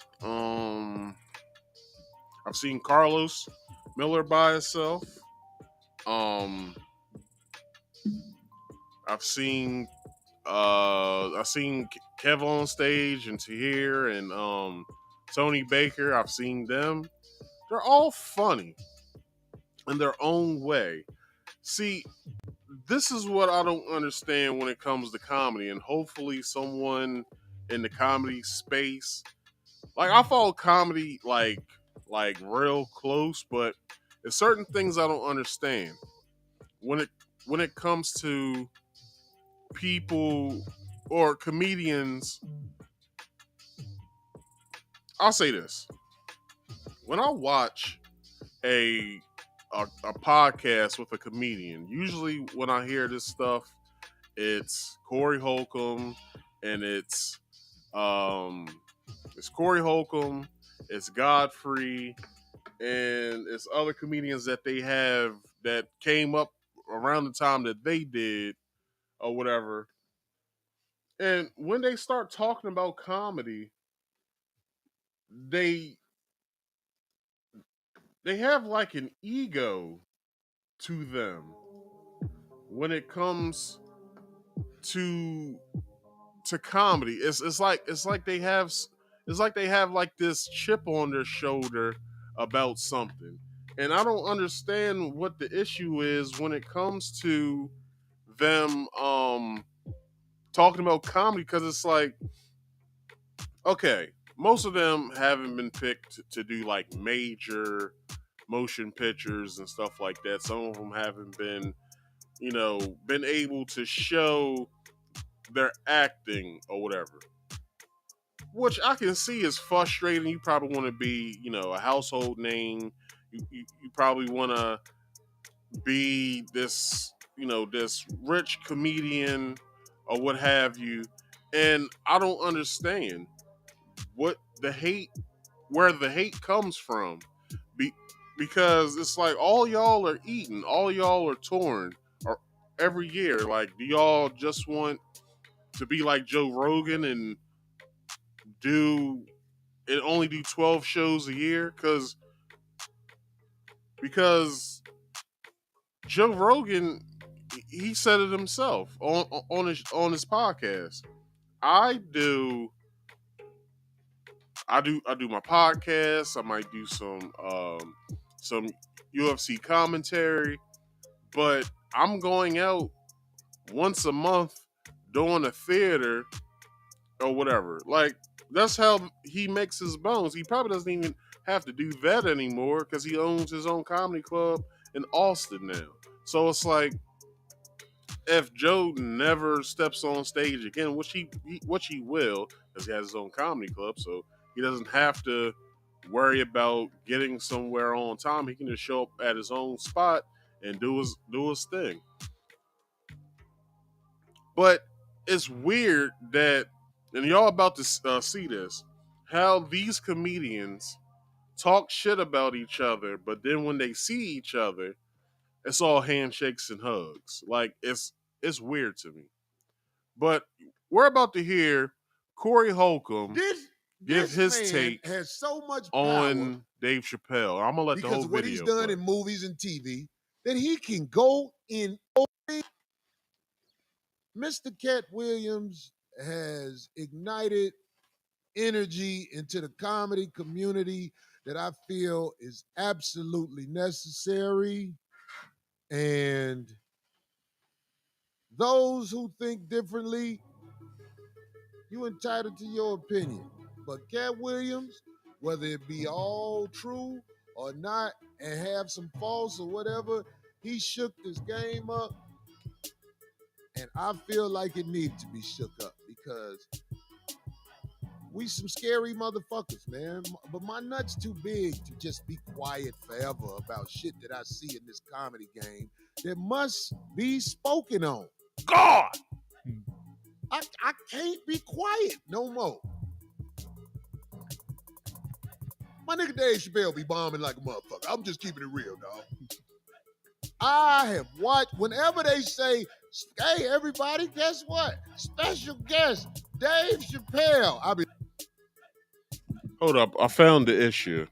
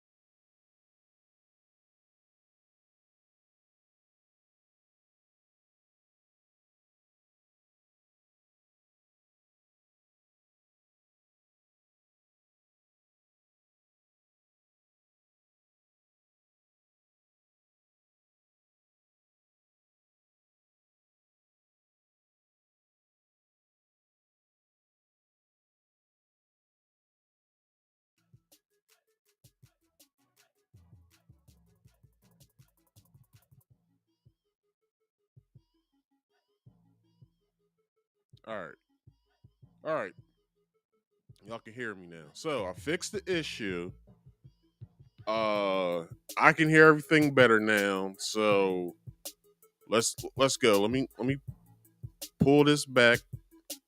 All right, here we go. It's finna be hot garbage for at least an hour, maybe two. I'm just keeping it real. I'm not trying to shit on the brother, but he needs to understand you throwing your weight around too much, man. Standing up there smoking with them irregular shirts on, bombing all the time.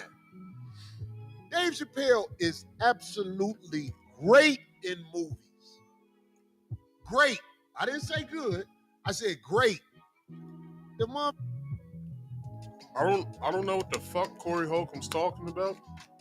For the simple reason that Dave doesn't do movies. The last movie Dave Chappelle was in was that one movie. I forgot the white boy's name that played in he played in the Hangover movies, and he also voices Rocket Raccoon in the Marvel Universe. His name slips from me right now, but that movie that he had with Lady Gaga, that was Dave Chappelle's last movie, and that movie came out like 5-6 years ago. That was the last movie he was in, and I think Dave had a cameo in that movie. So I don't like. And the last movie Dave was in before that had to be Half Baked. The last TV show I remember Dave in was SNL, but before that, it was the Wanda Sykes sitcom, which came out in the early 2000s. So this shit is wild, yo. That he's saying this, and he has no idea of what the hell he's talking about. A fucking Nutty Professor, them scenes where he was in them movies with Martin. When Dave Chappelle is in a movie, man, Dave Chappelle kill that shit. We was talking about it before we came on. The Chappelle show was so good and entertaining. The Chappelle show, they were selling it in the barbershops. It's a TV show. Yeah. They were selling the TV show in the barbershops. Give Dave Chappelle his flowers, but stand up. God damn. This man. One second, so y'all. Power I'm having some issues again. because of what he's done in movies and TV, that he can go in any comedy club.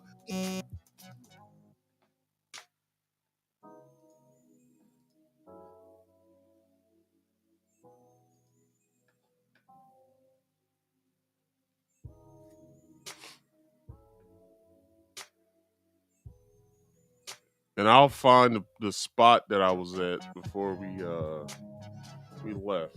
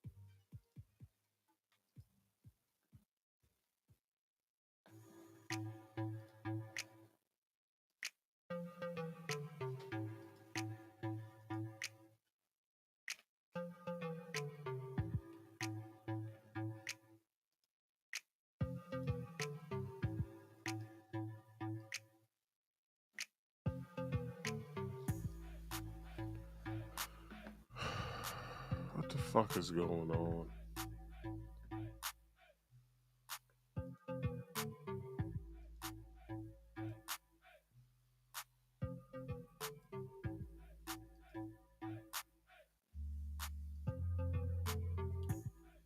Okay.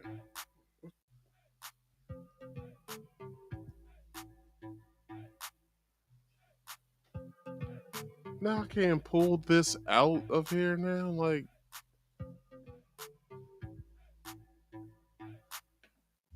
all right. Let's try this again. No. God damn it. And I apologize for all the technical difficulties tonight. Like, be quiet forever about shit that I see in this.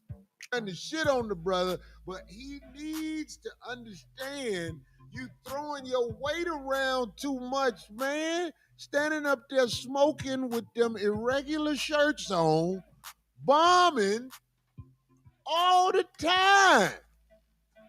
Dave Chappelle is absolutely great in movies. Great. I didn't say good. I said great. The motherfucking Nutty Professor, them scenes where he was in them movies with Martin. When Dave Chappelle is in a movie, man, Dave Chappelle kill that shit. We was talking about it before we came on. The Chappelle show was so good and entertaining. The Chappelle show, they were selling it in the barbershops. It's a TV show. Yeah. They were selling the TV show in the barbershops. Give Dave Chappelle his flowers, but stand up. God damn. This man has so much power because of what he's done in movies and TV that he can go in any comedy club. They're going to put him up because he's Dave Chappelle. And I promise you, this man is about to do a say no to comedy speech for as long as he up there. It's just nobody has the courage to say nothing because it's Dave Chappelle. But Dave Chappelle be bombing like a motherfucker. Now, I've watched Dave Chappelle specials. Out of every 5 specials, 2 of them are good. 2 of them are good. no. Every single special, in my personal opinion, that Dave Chappelle has put out since 19... It was either 1999 or 2000 or 2001. I believe it was 2001. So okay. Brief history. The place where Dave did his last special that's on Netflix right now, The Dreamer, is the place where he did his very first comedy special, Killing Them Softly. Now, from Killing Them Softly to For What It's Worth to even before that, when he did his HBO special, it was like a HBO special where it was like, I forgot what it was called, but there was like 5 comedians and they would sit at a table, and each and every one of their episodes, like, they would be talking, and then like the camera would pan to the person whose special it is that time around. So, Dave, he said some funny shit, and then it cuts to the next scene is him being introduced on stage. He does his set. So he did that HBO set, which was around maybe like 1997, 1998. Then he did Killing Them Softly, For What It's Worth. What did he do after For What It's Worth? I think that was it for a while. Then he comes back to Netflix, and then he does all 4 or 5 of those specials. I think as of now, Dave got like maybe 8 specials or so. To Katt Williams 12 or whatever. But every single last one of those were funny.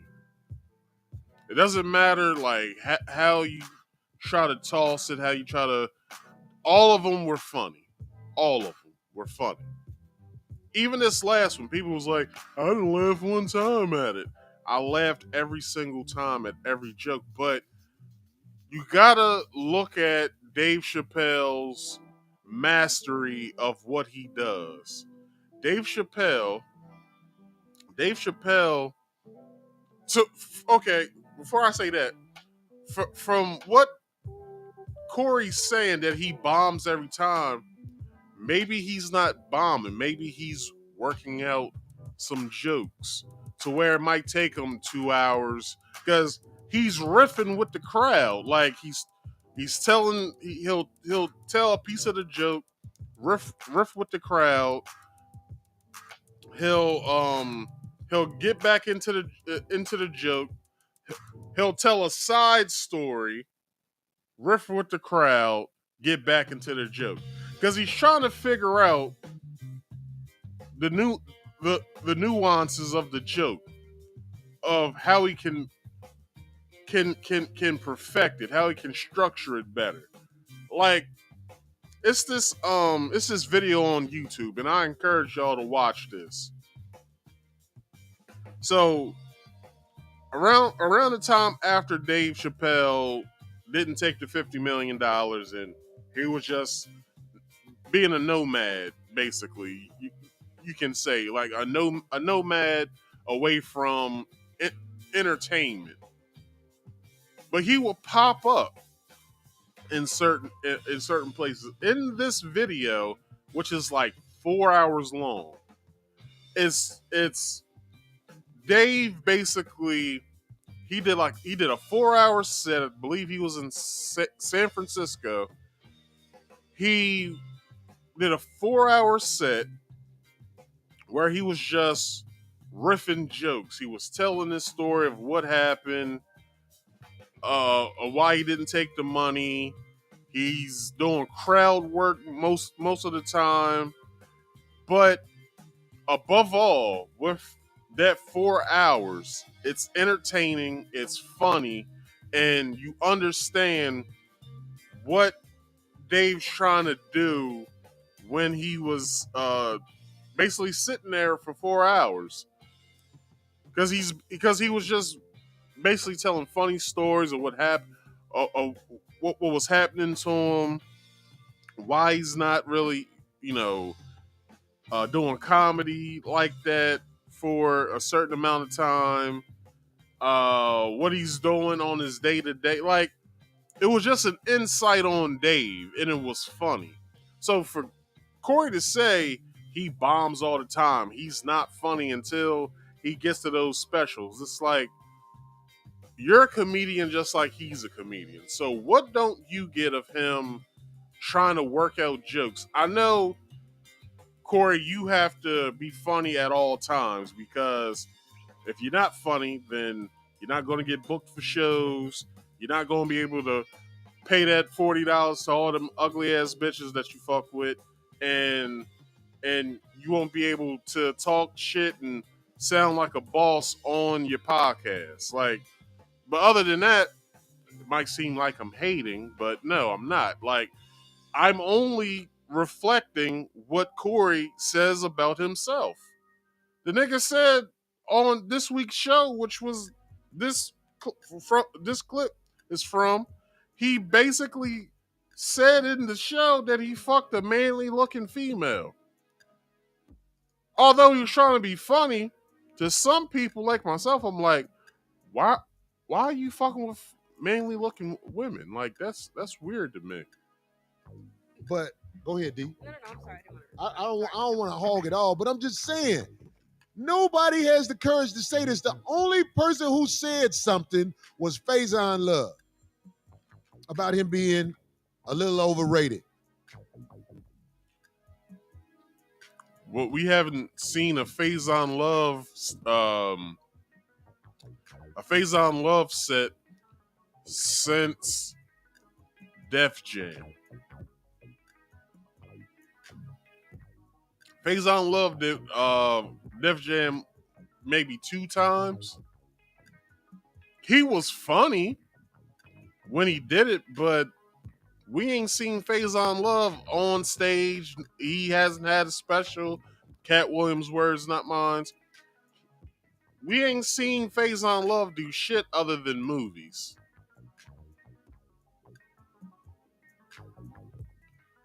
So it's weird to me that Corey can sit on his soapbox and talk shit about somebody, knowing that, Corey, your last special was in 2015. Where's the special at, bro? 2015 or 16. Where's the special? It's to the point to where when Corey was selling his last special, because he paid for it off of his own dime. He was selling it on his 5150 merch website, to the point of where this dude was selling the special as like a dog tag, and like he was basically having to where you can watch it anywhere, to where whoever bought the special from him put the shit online. You can watch Corey's special, Corey Holcomb Book of Corinthians. You can watch this special on YouTube. As many times as he gets it taken down, it gets brought right back up. To where he didn't think, maybe I should put it on my 5150 channel so people can see it from me. He didn't think of that. But he goes around talking shit, and I'm not trying to make this about Corey, but Corey be making some... Corey makes... Corey be making some wild fucking comments, and he speculates about a whole bunch of shit, but at the same time, it's like, you haven't shown and proved since 2015-16. So you're talking shit. Why? Because you stand out front of the Improv every Monday and crack jokes on other comedians that are standing outside, cracking jokes on other comedians who are you understand what I'm trying to say here? He says it himself. Mondays we stand outside the Improv and we just crack jokes on each other. Are y'all niggas doing sets at all? Like, are y'all trying to perfect your craft at all? Are you getting on stage when you guys are at the Improv? Are you getting on stage?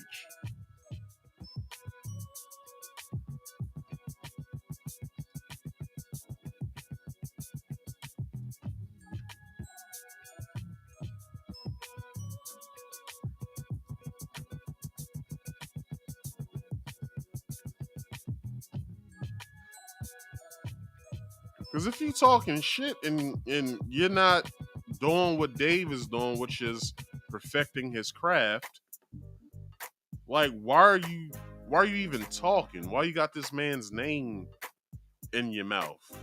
Like, listen, man. Like, that's weird to me.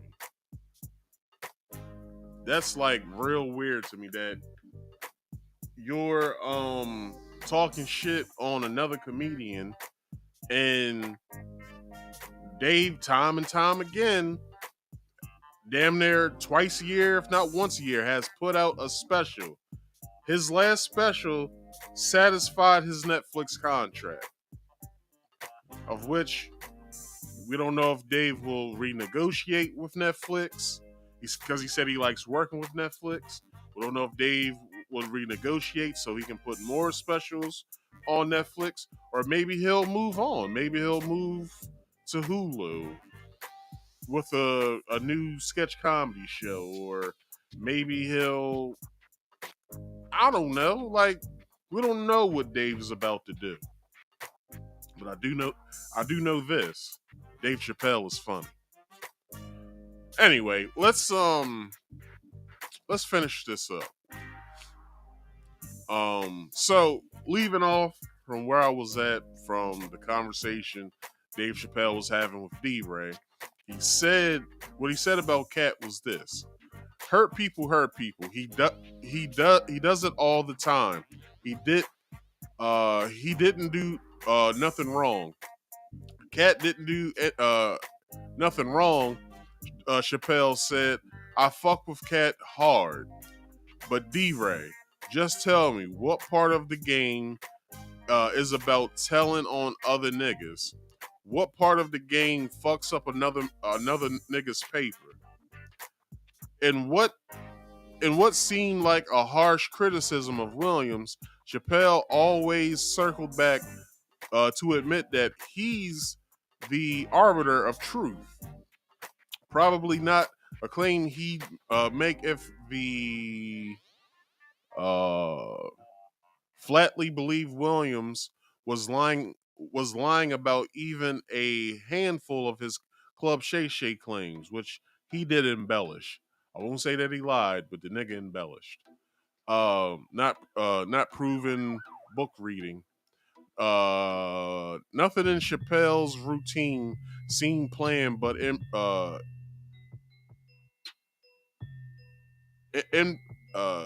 improvised with the deftness that only a 3+ decade veteran could shit. Where anyway, let me move on because this is taking too damn long. But therefore, maybe I should start making the font bigger. This is fucking me up. But therein, hold on, maybe I should do that now. Hold on. Well, no, I can't do that because I have to. Anyway, but therein lies his genius. He was able to pop Williams on the wrist for coming at their comedian friends, without disagreeing with the content of Williams' words or writing an entire routine. Cole hit the stage with Chappelle to let the audience know that Casamigos might be contributing to his reign, which Chappelle seemed to confirm.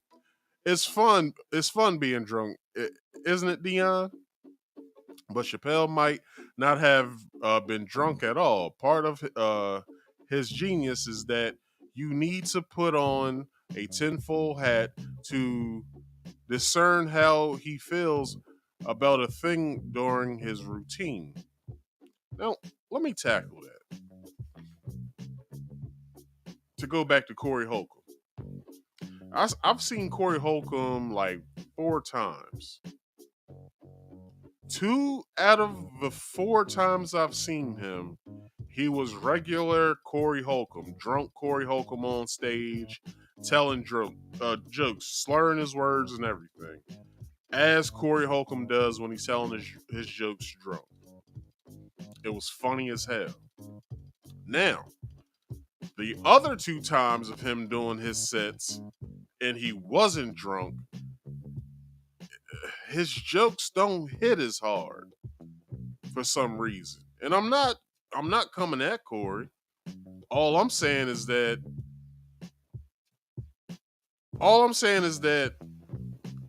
drunk Corey is much funnier than sober Corey.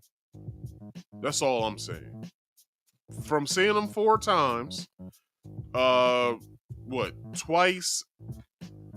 at the Baltimore Comedy Factory, once at the Washington D.C. Improv, and once at I forgot that club he was in Philly.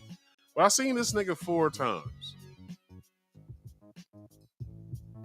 Now, I laughed when he wasn't drunk, but it wasn't that guttural laughter that I had when he was drunk the first 2 times I seen him.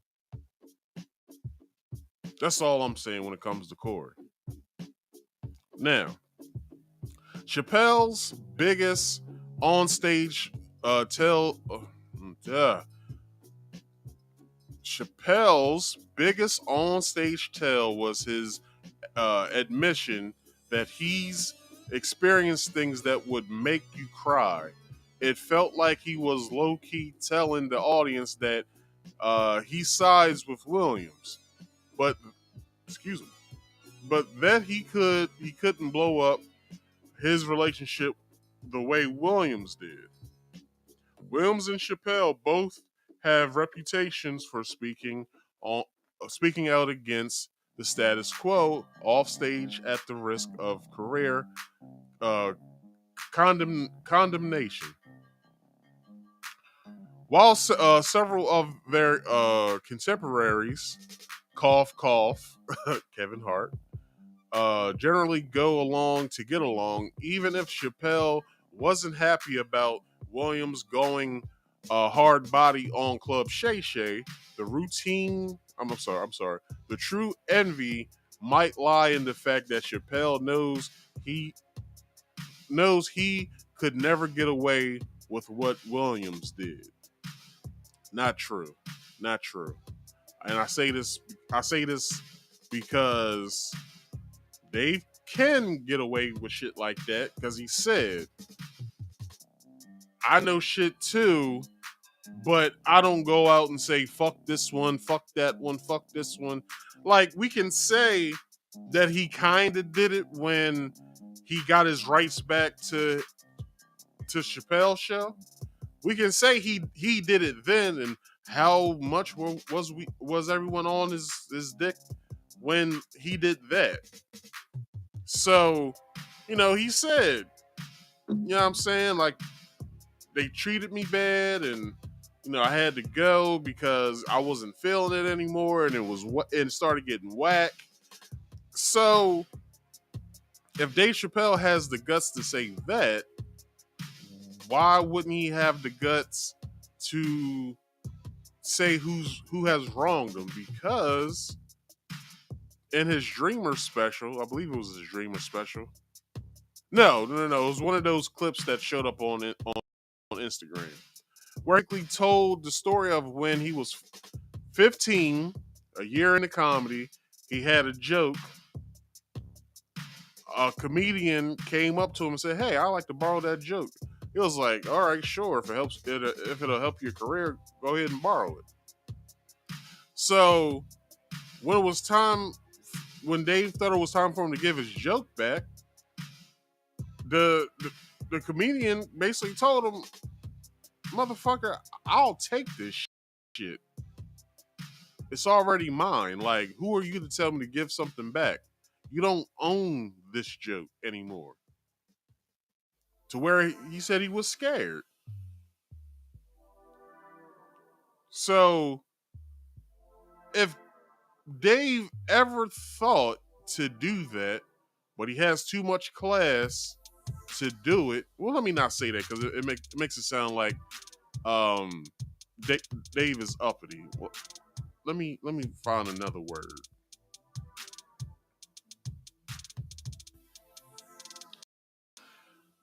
Dave has too much coof to go on and basically be like, yeah, you know what, fucking Norm Macdonald fucking did this to me back in 1998 when I was,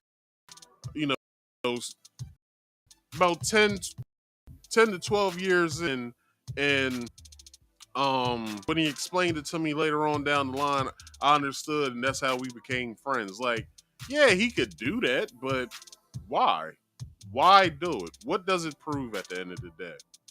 That you can just name drop and say, this person did this bad thing to me, and I didn't like it, and they never apologized. So since they never apologized, I'm just going to sit here and sulk about it 20 to 25 years later. Like, who does that help? Did that help Katt's career by him doing that? I'm pretty sure he was already selling out shows. So what did it help? Other than him name dropping and saying bullshit about people that didn't have to be said. And I've been on this stance since 2 weeks ago? I believe I talked about this last week. Maybe, I can't remember. But this is my stance. Like, Katt did nothing for comedy by doing that. And that's my own personal opinion. But let's finish up this topic. Chappelle jokingly told a woman in the audience not to tweet anything he's saying for fear of Williams coming after him. If that even happened, I wouldn't be because of this routine. So I struggled through all of this because of technical issues, not really being able to see the words on this damn teleprompter that damn well. But I got through it. All right. So that concludes tonight's main topic. But real quick, everybody, real quick, before we go, who likes Jordans? Does anybody wear Jordans?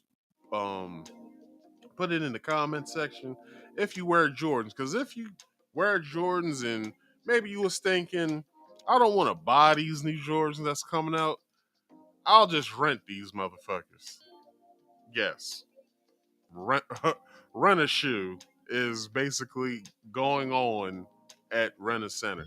But I'll let this kind white guy tell us exactly what the fuck's going on with this before I comment on it. Listen, man, if you got to go to Rent-A-Center to rent yourself some damn Jordans, then you shouldn't be wearing no damn Jordans, man. You got to figure your life out better and get that money, right? Because this is crazy. They milking the shit out of you. You see these prices, too? God. Leave your comments, man. Smash the like and watch more content here at the Sneaker Addict. So, okay. So the shoe to rent every week is $19.99. $19.99 times 53 payments equals out to $1,049.97. Are you out here cotton picking mine? Why the hell would anybody, and I mean anybody, think about renting a shoe? Well, a pair of shoes, but like, where are they doing this? I need to go into my local Rent-A-Center and see if they renting shoes out. Plus, who the hell will wear the shoe after someone else? This shit is crazy.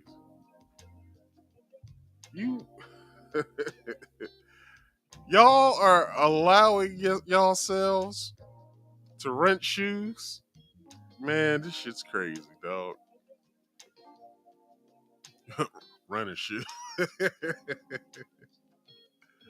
But anyway, y'all, that concludes tonight's show. Let's get into a show summary. So, got into the short banter I did with the young lady who talked about the little kids who were basically being disrespectful to her, and she didn't find that to be kind because it's ridiculous that these young parents these days allow their kids to disrespect older people to the fact of where they're arguing with these people as if their children are allowed to do this. Do you know what this fosters? You know what this? Do you know what that fosters at the end of the day? Y'all are looking at your future criminals, future people who are going to be lazy as fuck, who's going to want the world to give them everything because, their parents has given them everything. And I'm pretty sure these parents are going to basically kick their kids out at 18 once they graduate high school because they want to get on with their life because, they have been a roadblock to them since they had them. So, they only want them for the first 18 years if they're getting child support or not. And then once they are done with them, they are done with them. But anywho, then we get into the Dave Chappelle comments on Katt Williams, which I didn't think was too harsh. It's just everybody else who can't think for themselves basically say Dave Chappelle was wrong for talking about Katt because Katt is our Lord and Savior now, and we must protect Katt at all costs. And it's like, man, if y'all don't chill the fuck out with that bullshit. Nothing that Katt said was productive in any way. In any way was it productive. But I will say, Corey Holcomb says that Dave Chappelle isn't funny, but I know what Dave Chappelle is next to you, Rich.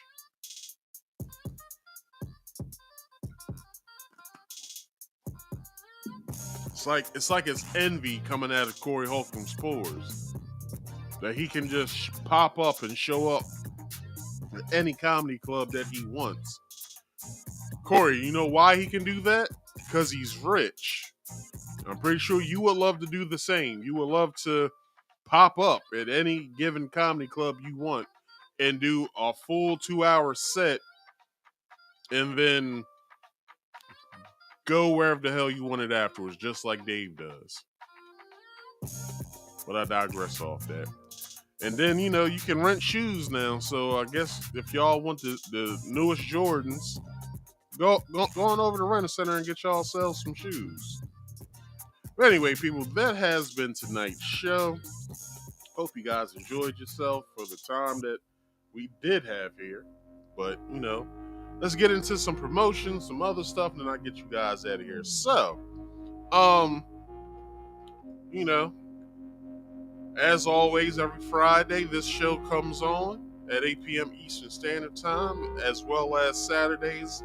I do a game stream. So next week, not this Saturday, but next Saturday, I will be streaming live Suicide Squad X the Justice League. So come back next Friday and next Saturday.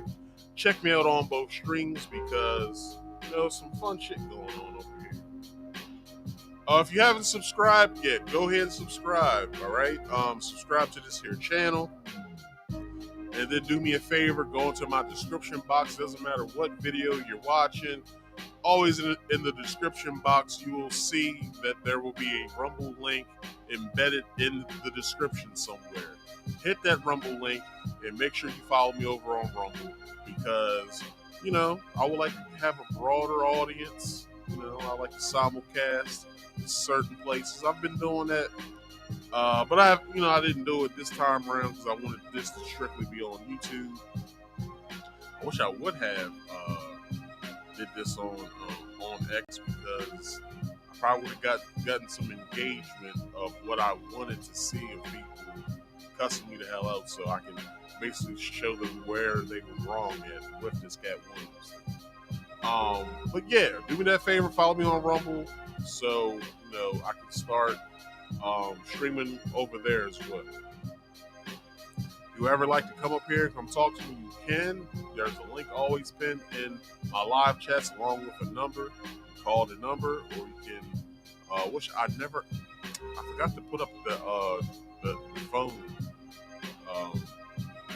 in my shit back here. But anyway, next week I'll remember that. But yeah, you can hit the link and call with the call-in number, but you have to follow these 3 rules, which are: must be on camera at all times. That means here on the backstage, so I can know who I'm speaking with, and to the viewing audience if you would like to. But rule number 2 says if you don't want to be shown to the viewing audience, that is fine.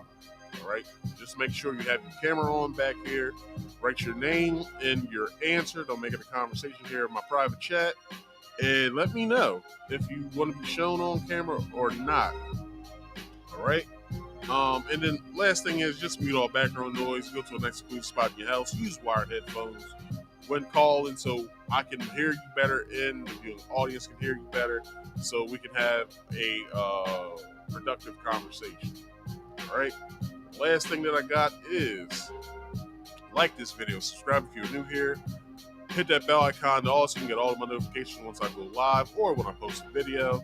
Comment in the comment section once this video was done, and share this video to your social medias, friends and family, and whomever else you would like to see this. The only thing that I got left to say to you guys is please focus on getting to the money, because we all know money makes the world go round.